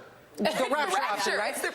There needs to still be somebody standing who's not going to get raptured in case there's a rapture. Which that's basically the plan. Wanted to be, but he was such a poor candidate who blew all of his money on private jets. And there's no reason for Nikki Haley to get out of the race ever, unless by the time we get to the election, or by the time we get to the general election, Donald Trump has been acquitted in all of his cases. I mean, other than that happening, there's no reason for her to ever leave. Right, although usually what ends up happening is money dries up, right? So money dries up, and also political pressure is a real thing. I mean, she's a member of the Republican Party, presumably wants a future in the Republican Party, and usually what ends up happening is that people come and start to send some message. And it's not like the Trump people are like going to be subtle about that pressure. The pressure's going to be unbelievably intense. But it's going to be unbelievably intense starting tonight. I mean, you know what I mean? Like, it's not going to get... I think you're right. I just think fire hose versus fire hose. I agree. I just think it's... Look, clearly she came out of the gate tonight to speak early to send one message, which is I'm not getting out. Right? Like, everything about that speech was to the donors in that room, to everyone else, was, no, this is not like... I'm fighting. And in fact, I think she turned up the attacks. There's a little bit of like burning the ships. Because she turned up the attacks on Trump more than I've seen her in what will be her probably biggest national audience than she ever has, again, to reaffirm she's not getting out tomorrow. She's not going to come back tomorrow. And I think the reason for that is she has to, right now, if you're her, A, she's the last option left. B, she wants to preserve maximum options for herself, and C, to the point that we're all making, like, the rapture might come, right? People are not total idiots, and they understand that there's this huge sort of Damocles hanging over the entire proceedings. And by the way, the argument that she's making, as much as it may infuriate the Biden team, is the age argument actually has legs. Of course it does. Including with some voters that are on his side. So all she has to do is continue to be younger than them, which biologically she's going to get. And by the way, she's hitting Trump now on his loopy-loop stuff he's saying that makes it sound like he ain't all there. She doesn't face the same exact political pressures of other politicians. Here's the other reason why. Do you remember what happened when she was done being the UN ambassador? She got paid. She got paid from corporate America. She got paid hundreds of thousands of dollars to give speeches. I think she joined Boeing's board. And that's who she's being courted by right now. Ron DeSantis didn't have an exit strategy to join a corporate board. I assure you of that. Disney? Not available? She's now operating in a whole new universe of people that are saying, don't worry about the pressure, girl. Hang tight. Exactly. Let's bring in former RNC chairman Michael Steele. He's now the co-host of The Weekend right here on MSNBC. But for our purposes right here, we need to talk to you because you understand the kind of pressure that can be put on a Republican candidate who may want to stay in forever, who nevertheless is getting pushed by some donors one way and getting pushed by the rest of the party the other way. What do you think of this discussion we're having about Nikki Haley's options, Michael? Well, I think it's spot on in a number of ways, and it's really interesting because Alex and Joy kind of hit that sweet spot in their comments about where Nikki is right now. And the reality is a very straight up one for her. She did well, okay? South Carolina's ahead. You are 30 to 40 points down, depending on the polls in your home state. Your two state U.S. senators have endorsed the other guy. Your congresswoman and other members of your congressional delegation have come out and endorsed the other guy. The state apparatus is forming around the other guy. So that begins to bubble up a great deal of pressure, as you were talking about. It's not just about how you perform in New Hampshire, it's how you're going to do in the upcoming states. To the conversation around proportionality, it's important to understand that up until March 15th in our Republican primaries, you can get a proportional amount of that vote.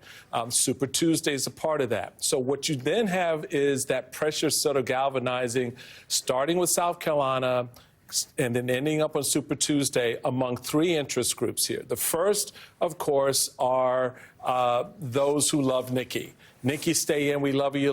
You're doing fine. Don't worry. You can increment your way through this process. Then there's the donor class who are like, okay, I think I want to write you another check. Give me another reason. Okay, you did okay in New Hampshire. I'll give you another check. That goes to a lot of what Stephanie was just saying. But then the third piece, which is the more important one, is the rank and file members of the Republican Party. We know them affectionately as the base. They're not voting for Nikki. They don't want Nikki. They've made it very clear now in 2 states, even one that is supposedly where Democrats and independents could have a strong hand in the outcome. Well, we see what that strong hand brought out for us, an early call for Donald Trump. The base is lined up exactly where the base wants to be. And Nikki's problem is going to be she doesn't have a game plan or a strategy to crack that base. All of the nice, hot rhetoric about Donald Trump's age tonight and now swinging at him, where was that 6 weeks ago, 6 months ago? Where was all that vim and vigor to take on Donald Trump when you were asked directly about his mental acuity and you demurred, right? So you're not credible now. And you're not credible for the reason that the base looks at you and go, okay, is that how you really feel? Are you lying to us now or were you lying to us then? And so the trust factor for her becomes a real problem, which, again, pushes into that pressure. The donors get nervous, Rachel. They're going to get nervous. You're going to see them start getting nervous pretty soon. And that's going to be a different kind of pressure. The political establishment is not lined up with her by, as I just mentioned, her delegation and her U.S. senators standing with Trump. And that base vote is just not going to reorient itself. Give me the number that she could come out of New Hampshire with that's going to move 20, 30 points in her home state of South Carolina. Yeah, I mean, I don't think anybody thinks she's going to... She can't win. She can't win in South Carolina. So the question is, how does she move forward, and how does she resist the pressure to leave? And my question, Michael, I mean, she has had a lot of money in this race, even though she hasn't been contending with Trump one for one, vote for vote. How come she's never run an anti-Trump ad? I mean, we've seen her start to criticize Trump in her speeches and in her remarks, but has there been a Nikki Haley negative Trump ad? And will that start, and will that make a difference? At this point, it really doesn't, because the narratives are set in. 75% of the electorate in South Carolina is evangelical. What kind of ad do you run that's going to move the needle off of them? And then when you look at the states that make up Super Tuesday, even in places like Michigan, where she could reasonably do well, there's a very strong core of Republican support. So she run at this stage, given the success that Donald Trump has had in this primary season. You didn't go after him in that first debate where he didn't show up, right? You sort of softballed it, and then you raised your hand and said, if he's a convicted felon, I'll support him. Okay. Okay. Oh, good. Thank you. Yeah. What are you doing, right? So now what do? How do you make the case to the base of the party? What do you think the RNC is going to do? I mean, have you taken a poll of the 168 that make up the National Committee? 75% Trump. So there are a lot of walls that have been built up, and she and her team weren't in the process of taking those bricks out of the wall as they were trying to build it. And so now she finds herself in a very difficult race, one that if she played it a little bit different in the beginning, could be very different for her on this back end. Yeah, and the question is whether she will restart, whether she will restart, and take a different tack from here on out. Former RNC Chairman Michael Steele, our beloved colleague, thank you for your time this evening. Good to have you here. All right, this hour, Nikki Haley has congratulated Donald Trump on his victory in New Hampshire, and she also promised to keep going with her campaign, as we have been discussing.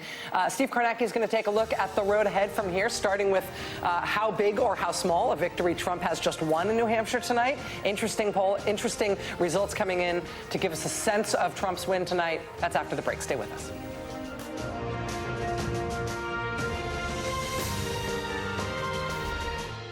Now, you've all heard the chatter among the political class. They're falling all over themselves, saying this race is over.